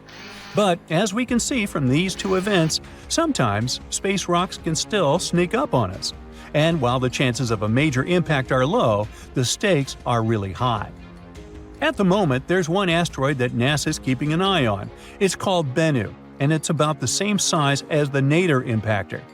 Bennu is considered one of the most hazardous objects in near-Earth orbit. According to NASA, there's a small chance it could hit the Earth between the years 2178 and 2290, and the biggest risk date is September 24, 2182. But don't freak out just yet. The odds of the impact are only 1 in 2,700, but still, it's a reminder that Earth is always in the cosmic firing line. Ooh, you're diving into the dark and icy waters of Antarctica. The eerie blue darkness is enveloping you, reminiscent of the vast expanse of open space. In these depths, where you least expect to encounter any living creature, you suddenly hear a loud, strange sound. A quacking noise, as if a giant duck was hidden in the deep. In 1960, researchers first recorded this sound and named it bioduck. Clever. For decades, they tried to unravel the mystery of its source. Was it a giant kraken? An extraterrestrial spaceship that had crashed into the ocean? A mysterious sea monster? Or perhaps an enormous duck? There were many versions, one more bizarre than the other. Oceanographers detected similar sounds in other locations as well. Off the western coast of Australia and near New Zealand, they recorded similar but higher pitch signals, which they named bio-goose. It seems the creepy atmosphere of the story disappears with such names. Anyways, these sounds were not isolated incidents. They happened multiple times with consistent intervals. Many initially thought the source must be mechanical, given the regularity of the sounds. However, studying the oceans in the latter half of the 20th century was challenging because of limited technologies. Nevertheless, scientists persisted in collecting data on bioduck and biogoose, driven by their insatiable curiosity. As more data accumulated, so did the theories. But scientists eventually uncovered the mystery. Bioduck turned out to be a form of communication with a biological origin. When researchers analyzed the repeating sounds, they noticed that the signals never overlapped. One source would speak while the others remained silent, suggesting a form of communication. The question remained, which ocean creature possessed such an extraordinary method of communicating through varied frequency sounds? The answer, as many have guessed, is whales. Scientists compared the bioduck sound from Antarctica with the calls of minke whales and found striking similarities. The biogoose sounds from the waters off Australia and New Zealand likely belong to other species or very young minke whales. This discovery, however, only deepened the mystery. What purpose did these sounds serve? Were the whales discussing their dinner plans, laughing at the humans recording their voices, or perhaps sharing deep insights about the universe? The possibilities were endless, but the most astonishing revelation was that humans might one day learn to communicate with these magnificent creatures. Communicating with whales is no longer a far-fetched idea. Scientists from the University of California have already established contact with a humpback whale named Twain. In a groundbreaking experiment, researchers conducted a 20-minute conversation with the marine mammal. Here's how they did it. The specialists went on a marine expedition to the coast of Alaska, where they recorded the sounds of a group of humpback whales. Then they played these sounds through speakers, sending the signals back into the ocean. The recorded sounds resembled a greeting, like, "Hey, what's up?" but in the whale language. These greetings are used by whales to call each other or indicate their location. Now, soon after sending the signals, the researchers received a response. Twain approached the boat, circled it, and replied with a "hey" of its own. This marked the beginning of the first ever human-whale conversation. For 20 minutes, the scientists sent 36 signals to Twain, and each time the whale responded. Moreover, it waited for time intervals before answering. That is, the team received a response from the whale, waited 10 seconds, and turned on the sound again. Researchers then waited 10 seconds and answered. It seems that Twain was a very delicate interlocutor. Maybe it was a gentleman in the whale world, who knows? Or maybe it was simply intrigued by the unusual interaction. The signals used in this communication belonged to a group of whales that included Twain. It's likely that the researchers had recorded Twain's own sounds and used them to communicate with it. In a sense, Twain was conversing with itself. Now let's continue our journey and venture into the deepest oceanic trench on Earth, the Mariana Trench. A quick reminder, the Mariana Trench is a colossal chasm in the ocean floor, stretching over 1,500 miles south of Japan and reaching a depth of nearly 36,000 feet at its deepest point. To put that into perspective, the height of the Burj Khalifa, the world's tallest building, is like 1/10 of the Mariana Trench's depth. Now imagine this. In this deep, dark abyss, scientists recorded a strange sound.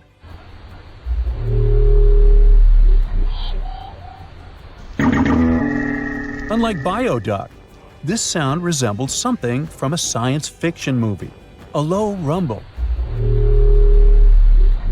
followed by a metallic ping, reminiscent of the sounds made by spaceships in sci-fi movies.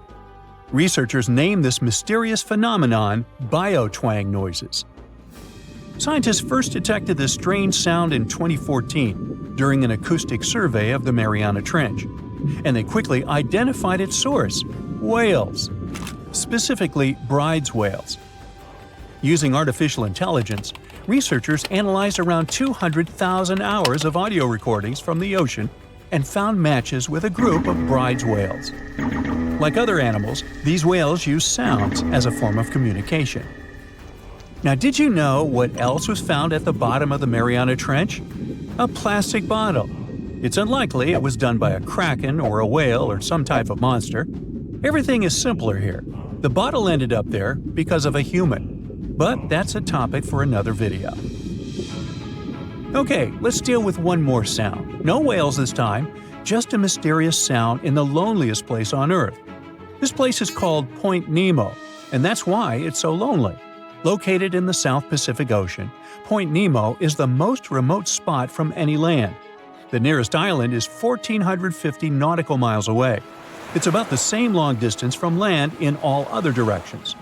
Moreover, here, there's almost no marine life, since few water currents reach this spot, and therefore few nutrients are supplied. In a sense, it's a water desert.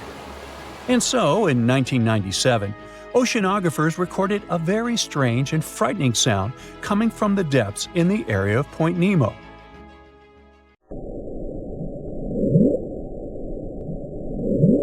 It was something gigantic and scary. People called it the bloop. As soon as journalists found out about this phenomenon, people around the world began to invent the most fantastic versions. The most popular of them was that the sound source was a giant sea monster, kraken, or some other creature. The hype around the bloop didn't last very long. Scientists managed to find out the nature of the mysterious noise. It turned out it belonged to an iceberg. When they crack and collapse, they create powerful ultra-low frequency sounds that can be heard from a very long distance. To confirm this version, scientists recorded the sounds of other icebergs and heard something similar to the bloop. Oh, by the way, Point Nemo is so lonely that space agencies drop out-of-service satellites here. Space objects just fall in the water. There's a 99% chance that no animal or human will be harmed by falling debris in this lonely place. That's why many people call it the satellite cemetery. But what if, someday, a spaceship from another planet falls here? What if it has already fallen in Point Nemo and sometimes emits an emergency signal that breaks through the ocean? Ooh. All the mysteries you have heard have already been solved. How about we end this video with a mystery that still baffles scientists? Meet Upsweep.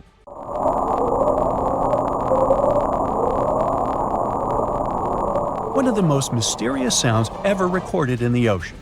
It's not just noise, It's a series of short ascending tones repeated at intervals of several seconds.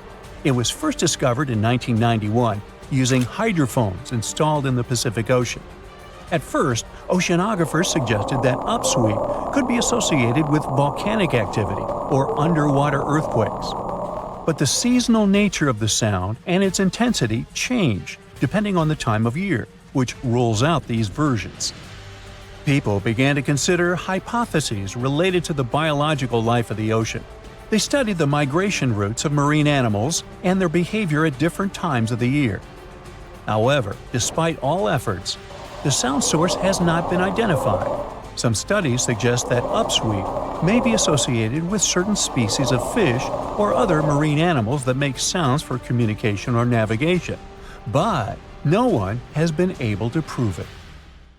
That's it for today. So hey, if you pacified your curiosity, then give the video a like and share it with your friends. Or if you want more, just click on these videos and stay on the bright side.